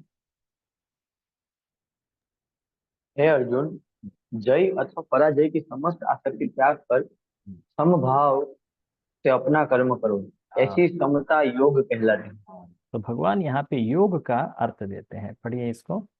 योग, योग का अर्थ है सदैव चंचल रहने वाली इंद्रियों को वश में रखते हुए परम तत्व में मन को एकाग्र करना। भगवान की परम तत्व। परम भगवान ही परम तत्व है। तो भगवान ही परम तत्व है, तो मतलब मन को भगवान पे एकाग्र करना, इंद्रियों से दूर होके, मतलब इंद्रियों के प्रभाव से दूर होके भगवान पे एकाग्र करना। नीचे पढ़िए, जय या अपजय। जय जय या पराजय कृष्ण के लिए विचारणीय है। अर्जुन को तो बस श्री कृष्ण के निर्देश अनुसार कर्म करना है। कृष्ण के निर्देश का पालन ही वास्तविक योग है, और इसका अभ्यास कृष्ण भावनामृत नामक विधि द्वारा किया जाता है। एकमात्र कृष्ण भावनामृत में माध्यम एकमात्र कृष्ण भावनामृत के माध्यम से ही स्वामित्व भाव का परित्याग किया जा सकता है। इसके लिए उसे कृष्ण का दास, उनके दासों का दास बनना होता है। देखिए, जब हम ये समझ लेते हैं कि हमें भौतिक आसक्ति नहीं रखना, या फलों के प्रति आसक्त नहीं रहना, ये सैद्धांतिक रूप से हम समझ लेते हैं, पर इसका पालन कैसे करेंगे? जब व्यक्ति आध्यात्मिक हेतु नहीं पाता अपने जीवन में, आध्यात्मिक लक्ष्य नहीं पाता, तब तक वो भौतिक लक्ष्य के प्रति ही आसक्त रहेगा। तो इसीलिए भक्त जो है वो पूर्ण रूप से निष्काम बन सकता है। चैतन्य चरितामृत में ये कहा गया है, भुक्ति मुक्ति सिद्धि कामी सकले अशांत कृष्ण भक्त। सुना है आपने ये शब्द? कृष्ण भक्त क्या कहता है? निष्काम। निष्काम, अतएव शांत। तो कृष्ण भक्त ही निष्काम बन सकता है, ना भुक्ति, ना मुक्ति चाहने वाला ज्ञानी, ना सिद्धि चाहने वाला योगी। चाहे उनके पास ज्ञान हो, पर वो सही रूप से निष्काम नहीं बन सकते। इसलिए भगवान यहाँ पे नीचे वर्णन भी करते हैं, अर्जुन क्षत्रिय है तो उसके लिए वर्णाश्रम धर्म पालन करना उसका कर्तव्य है। नीचे पढ़िए, अतः कृष्ण को अतः कृष्ण को तुष्ट किए बिना कोई वर्णाश्रम धर्म का पालन कर भी नहीं सकता। यहाँ पर परोक्ष रूप में से अर्जुन को कृष्ण द्वारा बताई गई विधि के अनुसार कर्म करने का आदेश है। और ये करते समय व्यक्ति को हमेशा जो घृणित कार्य होते हैं, जो विकर्म होते हैं, उनसे बचना चाहिए। तो भगवान कहते हैं, दूरेण ही अवरम कर्म बुद्धि योगा धनंजय, बुद्धौ शरणम अन्विच्छ कृपणा फल हेतव। दूरेण मतलब जो अवरम कर्म, अवरम कर्म मतलब जो शास्त्रों में उसका खंडन किया गया। ऐसे कर्मों से दूर रहना, क्योंकि मन कभी कभी दूषित होके ऐसे कार्यों को कर देगा। कभी कभी अपने इच्छा न रहते हुए भी मन ऐसे कार्यों करने के लिए एक तरह से प्रेशर ला लेगा। इसका वर्णन तीसरे अध्याय में भगवान करते हैं। हाँ? काम एष क्रोध एष, उसका उत्तर भी देते हैं भगवान, काम के कारण हो जाता है ऐसा। तो इसलिए जो कर्मयोगी होता है ऐसे घृणित कार्यों से दूर रहना चाहिए, दूरेण ही अवरम। और बुद्धि को, मतलब अब अपने बुद्धि को आत्म साक्षात्कार के अधीन रखते हुए उसका शरण लेके व्यक्ति को कार्य करना। हाँ? अगर व्यक्ति कार्यों के फल के प्रति आसक्त हो जाता है तो वो क्या पाएगा? शारीरिक सुख पाएगा। वो तो कृपण बन जाएगा। कृपण मतलब माइजर, जो बहुत थोड़ा लाभ के लिए इतना बड़ा चीज को खो दिया उसने। कृपण बोलते हैं उसको। कृपणा फल हे तवह। जो फल के प्रति आसक्त हो जाता है वो एक तरह से कंजूस बन जाता है। कंजूस मतलब वो इतना कुछ कमाता है और उसका कितना उपयोग करता है? वो इकट्ठा कर करके रखता है और उससे कुछ लाभ नहीं पाता। जो इस भौतिक जगत में मनुष्य शरीर को प्राप्त करने बाद, हाँ, उसका उपयोग तो भक्ति कार्य में करने करने में होना चाहिए। अगर वो भक्ति नहीं करता है तो उसको कंजूस कहा गया है शास्त्रों में, कृपण कहा गया है। हाँ, तो कोई और पढ़ेंगे अनुवाद यहाँ से? और कोई भक्ति पढ़िए।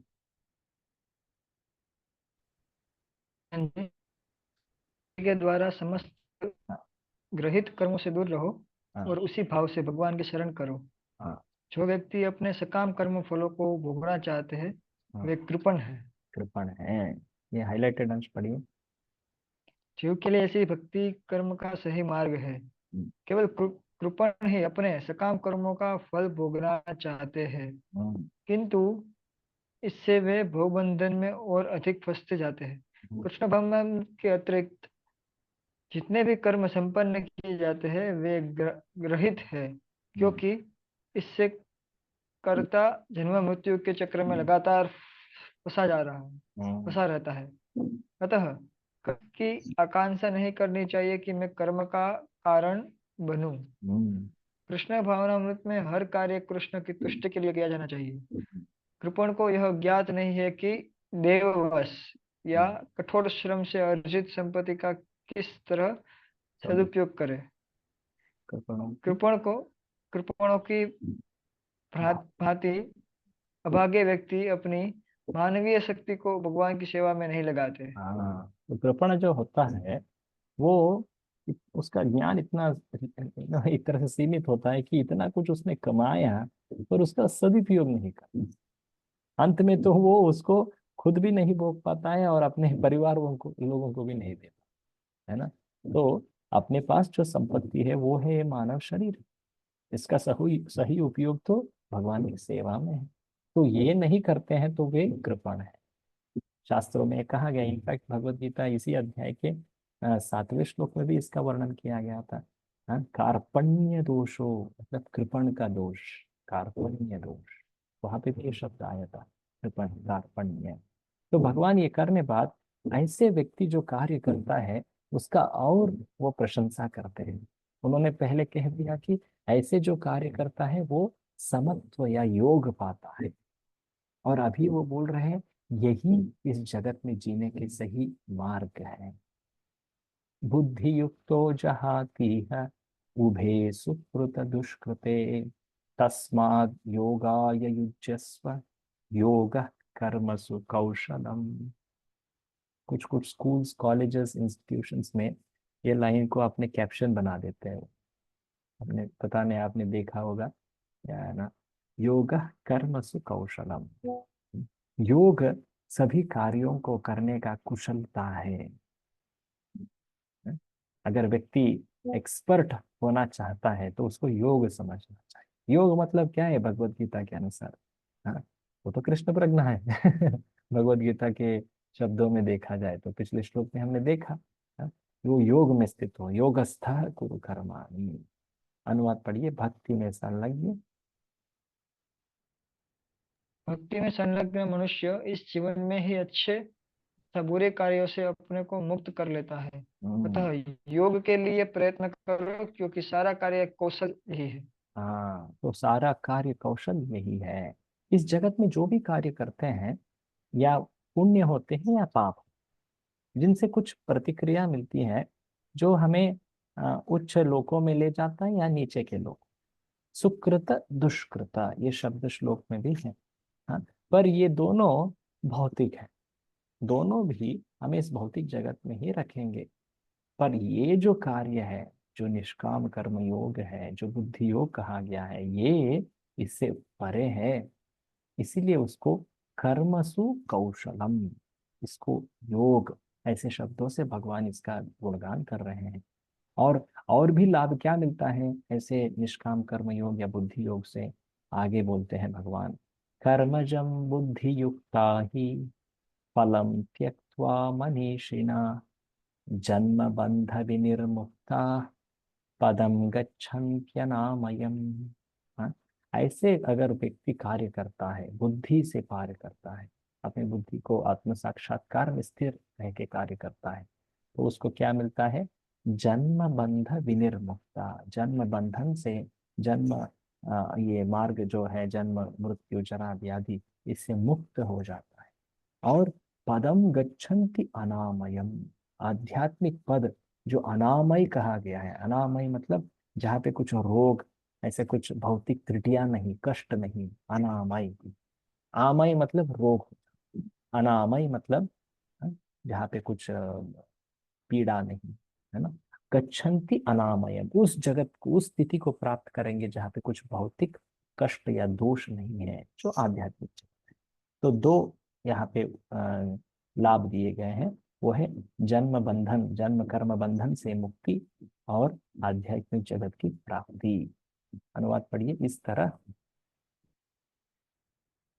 इस तरह भगवत भक्ति में लगे रहकर हाँ, बड़े बड़े ऋषि मुनि अथवा भक्तगण अपने आप को हम्म, इस भौतिक संसार में कर्मों के फलों से मुक्त कर लेते हैं। हम्म, इस प्रकार वे जन्म मृत्यु के चक्र से छूट जाते हैं और भगवान के पास जाकर उस अवस्था को प्राप्त करते हैं हम्म, जो समस्त दुखों से परे है। तो हम क्विकली एक बार याद कर लेंगे। भगवान ऐसे कार्य करने से, बुद्धि योग के कार्य करने से, उस भाव से कार्य करने से क्या क्या हमें लाभ मिलेगा, कैसे उनका उसका गुणगान किए भगवान अभी तक, याद करिए कोई। क्या प्रभु जी, एक बार क्वेश्चन रिपीट करो। बुद्धि योग का गुणगान, उससे क्या क्या लाभ मिलेंगे ऐसे भगवान अभी तक कहे हैं, क्या स्थिति को प्राप्त करेगा बुद्धि योगी। एक्चुअली देखा जाए द्वंद्व तो से आज मुक्त हो जाएगा लास्ट, प्रभु जी। हाँ, 48वां श्लोक से वही चल रहा है। कर्मण्येवाधिकारस्ते श्लोक के बाद उसका ही वर्णन है, निष्काम कर्म योग के गुणगान। यस, बोलिए, क्या क्या प्राप्त होगा व्यक्ति को। वो आसक्त नहीं रहेगा फलों के फिर बाद में। भौतिक जो है लाभ और जो हानि है उससे ऊपर उठ जाएगा, और मतलब कि वो जो कर्म बंधन में जो आसक्ति होती है वो उससे ऊपर उठ जाएगा। कर्म बंधन से तो वो इस मुक्त हो कर्म जाएगा। अब वो तो इसी निष्काम श्लोक कर्म में। हाँ, के प्रति प्रवृत्त होगा करने में। हम्म। देखिए, हम कैसे कर्म कर्म करना है, निष्काम कर्म योग, वो डिटेल्स है। जैसे आसक्ति नहीं बने रखना, कर्मों के फल के प्रति आसक्ति नहीं रखना, अपने कर्तव्य को पूर्ण रूप से करना, ये तो उस कार्य का विधि है। पर लाभ को पूछ रहा हूँ, लाभ।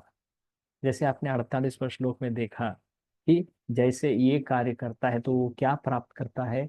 समत्वम, योग समत्वम, योग स्थिति को प्राप्त करता है, समत्व को प्राप्त करता है, सभी को समदृष्टि से देखता है। और उसके बाद में भगवान कहें कि आ, पिछले श्लोक में कहे ना, क्या था वो,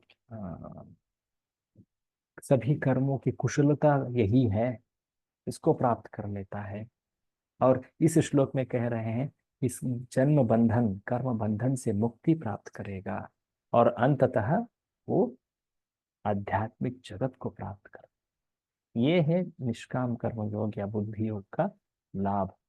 तो प्रभुपाद जी इस तात्पर्य में फर्स्ट ऑफ ऑल भौतिक जगत कैसा है उसको इस श्लोक से समझाते हैं। समाश्रिता ये पद पल्लव प्लवम महत्पदम पुण्य यशो मुरारे भवाम्बुदिर्वत्स पदम परम पदम पदम पदम यद विपदाम न तेषाम। आपने शायद लास्ट लाइन बहुत बार सुना होगा, पदम पदम यद विपदाम। हर पद पे यहाँ पे विपत है। विपत मतलब एक बहुत बड़ा आघात या अपाय हो सकता है, खतरा। हर पद पे हर कदम पे एक खतरा है यहाँ इस भौतिक जगत पे। खतरा ऐसा नहीं कि केवल अपने शरीर को हानि हो सकती है, वो तो जरूर हो सकती है हम सिटीज में हर टर्न्स पे कुछ भी हो सकता है ना, चल रहे हैं तो कोई भी आके हमें ठोक के मार सकते हैं, कोई भी एक दुष्ट आके हमें खून कर सकता है ना। तो ऐसे विपद तो है ही, इसके साथ साथ अपने आध्यात्मिक चेतना पे बहुत खतरा है। हाँ, इतने सारे प्रदूषण हैं, इतने सारे प्रलोभन हैं, इतने सारे विरोधी हैं आध्यात्मिक जीवन के लिए इस जगत में। तो हर पद पे विपद है। तो ऐसे विपद के जगह में कैसे शांति पाएगा? तो ये जो निष्काम कर्म योग पालन करता है वो तो आध्यात्मिक जगत को प्राप्त कर लेता है जहाँ पे ऐसे दोष ही नहीं। पढ़िए ये हाईलाइटेड अंश पढ़िए। केवल ज्ञानवश अल्पज्ञानी पुरुष यह सोच कर कि कर्मों से वे सुखी रह सकेंगे, सकाम कर्म करते हुए स्थिति को सहन करते हैं। हम्म, उन्हें यह ज्ञात नहीं है कि इस संसार में कहीं भी कोई शरीर दुखों से रहित नहीं है। संसार में सर्वत्र जीव के दुख, जन्म, मृत्यु, जरा तथा व्याधि विद्यमान है। किंतु जो अपने वास्तविक रूप स्वरूप को समझ लेता है हम्म, और इस प्रकार भगवान की स्थिति को समझ लेता है, वही भगवान की प्रेमा भक्ति में लगता है। हम्म, फलस्वरूप यह वैकुंठ लोक जाने का अधिकारी बन जाता है, जहाँ न तो भौतिक कष्ट में जीवन है, न ही काल का प्रभाव तथा मृत्यु है। हम्म। अपने स्वरूप को जानने का अर्थ है भगवान की अलौकिक स्थिति को भी जान लेना। हाँ, वो इस जगत के स्वभाव को जान लेता है, अपने स्वरूप को जान लेता है, और साथ ही साथ भगवान के स्वरूप को जान लेता है, भगवान के अलौकिक स्थिति को जान लेता है। यह होता है सही ज्ञानी। तो ऐसे भगवान के स्थिति जो है, आध्यात्मिक स्थिति जो है, उसको प्राप्त करना मतलब उनके धाम को प्रवेश करना, यहाँ उसका वर्णन किया है। तो ये कहने बाद अब भगवान अभी और भी थोड़ा कुछ इसका प्रयोजन के बारे में बोल रहे हैं। जो ऐसे कर्म करता है उसको चाहे वेदों में वर्णित कर्मकांड के विचार जो बहुत ही आकर्षक लगते हैं, हमने जो पहले ही देखा था, ऐसे विचार इस पे प्रभाव नहीं करेंगे। वो ऐसे विषय जो वेदों में भी क्यों ना वर्णित हो, पर उनसे आसक्त नहीं रहेगा।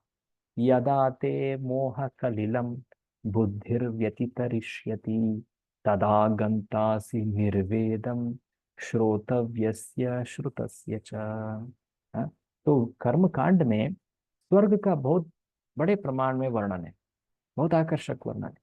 और ऐसे योगी जो कर्म योगी हैं, निष्काम कर्म योगी, तो वो ऐसे स्वर्ग से जो श्रोतव्यस्य श्रुतस्य च, ऐसे भौतिक सुख जो कभी उसने देखा नहीं, सुख उसका अनुभव नहीं किया, पर आगे उसका प्रॉमिस किया जा रहा है, उसके प्रति वो आसक्त नहीं रहेगा।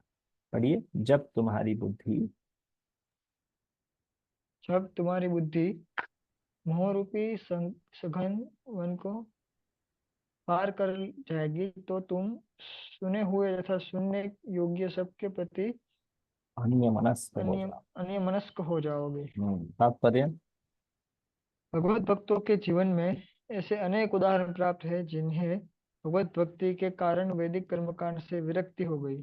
जब मनुष्य श्री कृष्ण को तथा उनके साथ अपने संबंध को वास्तविक रूप से समझ लेता है तो वह सकाम कर्मों के अनुष्ठान के प्रति पूर्णतया पूर्णतः अन्यमनस्क हो जाता है। अन्यमनस्क हो जाता है, भले ही वह अनुभवी ब्राह्मण हाँ, क्यों न हो। मतलब वेदों में कई सारे उपदेश हैं।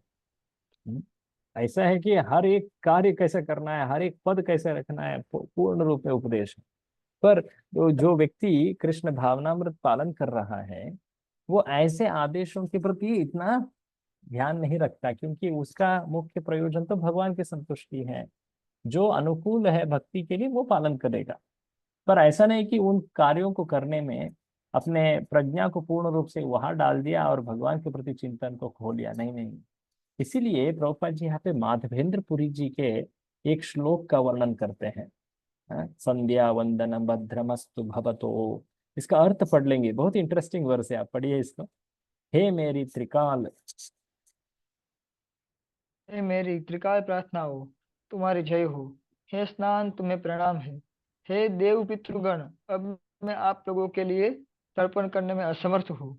अब तो जहां भी बैठता हूँ, यादव कुलवंशी कंस के हंता श्री कृष्ण का ही स्मरण करता हूँ, और इस तरह मैं अपने पापमय बंधन से मुक्त हो सकता हूँ। मैं सोचता हूँ कि यह मेरे लिए पर्याप्त है। इसका अभाव क्या है, इसका अर्थ क्या है, क्या बोलना चाहते हैं माधवेंद्र पुरी? हाँ रिचुअल्स से ज्यादा इम्पोर्टेंट स्पिरिट। हाँ, तो वे ऐसे रिचुअल्स में इतना आसक्ति नहीं रखते। रिचुअल्स का सार क्या है? भगवान का स्मरण, उनका सेवा, उस पे वे ज्यादा रुचि रखते। रिचुअल्स तो इतने सारे इन्यूमरेबल रिचुअल्स आर देयर, है ना। तो उसमें खोना नहीं, पर उस सार को कभी भूलना नहीं। वो सार को सोच रहे हैं, हाँ? इसलिए वो ऐसा नहीं कि वे संध्या नहीं करेंगे, ऐसा मतलब इसका अर्थ नहीं कि वे उसका बर्तना करेंगे, उसका नहीं नहीं नहीं। भगवान के सेवा में, भगवान के ध्यान में, स्मरण में इतना वे बिजी हैं कि कभी कभी ये छूट भी जाए तो उसके बारे में वो चिंता ज्यादा नहीं करते, क्योंकि उन कार्यों को करने का मुख्य उद्देश्य है भगवान का स्मरण करना। हाँ, स्नान, तप, ज्ञान, या देवों के पूजा, ये सब इसके पीछे क्या है मुख्य उद्देश्य? वो तो भगवान का उपासना करना, स्मरण करना ही है ना। तो प्रभुपाद जी उसको यहाँ समझा रहे हैं। नीचे लिखिए, कृष्ण भावना भावित, पढ़िए इसको। कृष्ण भावना भावित व्यक्ति शब्द ब्रह्म की सीमा या वेदों तथा उपनिषदों की परिधि को भी लांघ जाते हैं। एक है भौतिक आसक्ति को लांघना, दूसरा है शास्त्रों में वर्णित भौतिक सुख के जो प्रोमिसेस हैं, जो कर्मकांड में दिया जाता है, उसको लांघना। इसको भी पार कर लिया इस बुद्धि योगी ने। श्रुति विप्रतिपन्ना ते यदा स्थास्यति निश्चला समाधावचला बुद्धिस तदा योगम अवाप्स्यसि। तो अंत में भगवान ये बुद्धि योग के विचार को कंप्लीट करते हुए ये लास्ट श्लोक कहते हैं। क्या है ये? श्रुति विप्रतिपन्ना थे, वेदों में वर्णित कर्मकांड से प्रभावित ना होते हुए, हाँ, यदा स्थास्यति निश्चला, उसका दृढ़ प्रतिज्ञा, दृढ़ मन, उसका मन जो है पूर्ण रूप से दृढ़ है। हमने वो शब्द देखा था पहले, दृढ़ता के बारे में कौन सा शब्द था? बुद्धि योग की दृढ़ता के बारे में कौन सा शब्द भगवान बोले थे? किसी को याद है? व्यवसायत्मिका बुद्धि। वेरी गुड, व्यवसायत्मिका बुद्धि। तो यहाँ पे भी निश्चला, यही बात कहा जा रहा है। और ऐसे व्यक्ति आत्मज्ञान में, आत्म साक्षात्कार में, और जो भक्त के लिए वो आत्म साक्षात्कार बन जाता है कृष्ण की संतुष्टि। ऐसे कृष्ण संतुष्टि के लिए वो अचला समाधि, उसका पूर्ण मन पूरा उस पे ही एकाग्र रहेगा। समाधाव अचला बुद्धि तदा योगम, ये है योग का परम स्थिति, उसको उसने प्राप्त कर लिया। अब आप सी अनुवाद पढ़िए। जब तुम्हारा मन, जब तुम्हारा मन वेदों की अलंकारमयी भाषा से विचलित न हो और वह आत्म साक्षात्कार की समाधि में स्थिर हो जाए, तब तुम्हें दिव्य चेतना प्राप्त हो जाएगी। हाँ, तात्पर्य कोई, कोई समाधि में है, इस कथन का अर्थ यह होता है कि वह हम्म पूर्णतया कृष्ण भावना भावित है, हम्म अर्थात उसने पूर्ण समाधि में ब्रह्म परमात्मा तथा भगवान को प्राप्त कर लिया है। हम्म कृष्ण भावना भावित व्यक्ति या भगवान के एक निष्ठ भक्त को न तो एक- वेदों की अलंकारमय वाणी से विचलित होना चाहिए, नहीं हम्म स्वर्ग जाने के उद्देश्य से सकाम कर्मों में प्रवृत्त होना चाहिए। कृष्ण भावनामृत में मनुष्य कृष्ण के सानिध्य में रहता है और कृष्ण से प्राप्त सारे आदेश उस दिव्य अवस्था में समझे जा सकते हैं। तो ऐसे भगवान पूर्ण बुद्धि योग की चर्चा को यहाँ पे पूर्ण करते हैं, एंड करते हैं। और इसके बाद अर्जुन का एक प्रश्न है। अर्जुन के प्रश्न क्या है वो हम अगले क्लास में देखेंगे। पर हमने आज क्या देखा, इस बुद्धि योग के विषय में हमने क्या क्या देखा। पहला तो व्यक्ति का श्रद्धा बहुत अटूट रहती है। ऐसे श्रद्धा की अलौकिक श्रद्धा है, भगवान के इस सेवा करके मैं सभी सिद्धि प्राप्त कर लूंगा। जैसे अजामिल के संवाद में भी प्रभुपाद जी इसका वर्णन करते हैं। जैसे प्रहलाद महाराज जी के श्रद्धा थी, है ना, भगवान इन दोनों का वर्णन वहां पे करते हैं उसका परपोर्ट में, 40 नंबर परपोर्ट में। जब व्यक्ति का ऐसा श्रद्धा नहीं रहता, व्यवसायत्मिक का बुद्धि नहीं रहता, जो उस श्रद्धा से आधारित है, श्रद्धा पे आधारित है, तो व्यक्ति उसका मन कैसा रहता है, भोग और ऐश्वर्य में लगा रहता है, जिसके कारण वो हजारों विषयों पे उसका मन बिखर जाता है और भक्ति में वो पूर्ण रूप से संलग्न नहीं हो पाता। तो ये हमने पहले देखा। इसके बाद कैसे ये निष्काम कर्म योग या बुद्धि योग कैसे करना चाहिए, भगवान इसका वर्णन करते गए। और इस रूप में हमने देखा कि बुद्धि योग करने से क्या क्या लाभ मिलेगा। इसका लाभ ही नहीं, यहाँ पे लाभ ही नहीं कह सकते, इसका क्या क्या विशेषताएं, फीचर्स, है ना, वो यहाँ पे वर्णन है। हम एक्चुअली ये तत्व को और आगे भी पढ़ेंगे ना, 72वां श्लोक, 72 नंबर श्लोक में भी एक वर्णन आएगा, पर बहुत सारे हमने ऑलरेडी पढ़ लिया है। एक बार इसको एक कोई पढ़ेंगे, बुद्धि योग की विशेषताएं और लाभ। हाँ, बुद्धि योग की विशेषता है और पहला कर्म, दूसरा इस पथ पर कोई हानि या कमी नहीं है, तीसरा सबसे बड़े खतरे से बचता है, चौथा बचाता दृढ़ है, संकल्प, बचाता है, यस, चौथा दृढ़ संकल्प, पांचवा अच्छी और बुरी प्रतिक्रियाओं से। प्रतिक्रिया से मुक्ति, हाँ, छठा जन्मों और मृत्यु से कृष्ण, सातवां वैदिक अनुष्ठानों के प्रति उदासीन, आठवां कृष्ण के साथ शाश्वत सेवक के रूप में संबंध का एहसास, एहसास, नौवां एक अनुभव। व्यक्ति भगवान के पास वापस जाता है। हाँ, तो ये बात जो है वापस जाने का बाद यहाँ पे ऑलरेडी आ गया, पदम गच्छन्ति अनामयम। ये बात 72 नंबर श्लोक में भगवान और भी विस्तृत में वर्णन करते हैं। ब्रह्मणि गच्छति, ब्रह्मणि स्थितः, ऐसा बोलते हैं वो। एनीवे, तो ये है बुद्धि योग। एक्चुअली देखा जाए तो आध्यात्मिक जीवन ही है, आध्यात्मिक योग है ये एक्चुअली। तो भगवान इसका वर्णन कर रहे हैं और प्रभुपाद जी इसको कृष्ण प्रज्ञा से ही तुलना करके समझाते हैं। तो इसके आगे 53 नंबर श्लोक में अर्जुन ऐसे व्यक्ति जो इस स्थिति में है, जो इस समाधि स्थिति में है, उसके बारे में प्रश्न पूछते हैं। बहुत इंटरेस्टिंग प्रश्न है। समाधि जो यूजुअली समझा जाता है कि निष्क्रिय स्थिति, मतलब व्यक्ति एक जगह पे बैठा है, कुछ कार्य नहीं कर रहा है। अरे ये तो बहुत अच्छा है, मैं भी यही सोच रहा था करने का।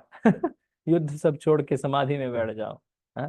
पर भगवान बोलते हैं अरे समाधि मतलब ऐसा नहीं, समाधि मतलब आध्यात्मिक चेतना, आध्यात्मिक लक्ष्य पे अपने चेतना को स्थित कर देना। तो भगवान इसको आगे के जो जो भाग है इस अध्याय का पूर्ण, उस पे ही चर्चा होता है, कैसे ऐसे स्थिर बुद्धि, स्थित प्रज्ञा ऐसा कहते हैं ऐसे व्यक्ति को, स्थित प्रज्ञा जो समाधि में है, उस व्यक्ति के लक्षणों का वर्णन। और इसमें कई सारे साधकों के लिए भी उपदेश है। ये आगे का भाग होगा, इसको हम नेक्स्ट क्लास में देखेंगे। ठीक है, तो आज यहाँ पे चर्चा को विराम करेंगे, आगे की क्लास में कंटिन्यू करेंगे। तो मैं यहाँ पे क्लास को एंड कर रहा हूँ। श्रीमद् भगवद गीता की जय, श्रील प्रभुपाद की जय। हरे कृष्णा। तो नेक्स्ट क्लास कब होगा? वेडनेसडे, वेडनेसडे, ठीक है, देखेंगे। वेडनेसडे 12:30 को है ना? ओके, एक बार याद दिला दीजिए क्योंकि बहुत सारे क्लासेस के बीच में भूल जाना चाहिए। ठीक है, यस यस। ओके, धन्यवाद। हरे कृष्णा। श्रील प्रभुपाद की जय। Thank you.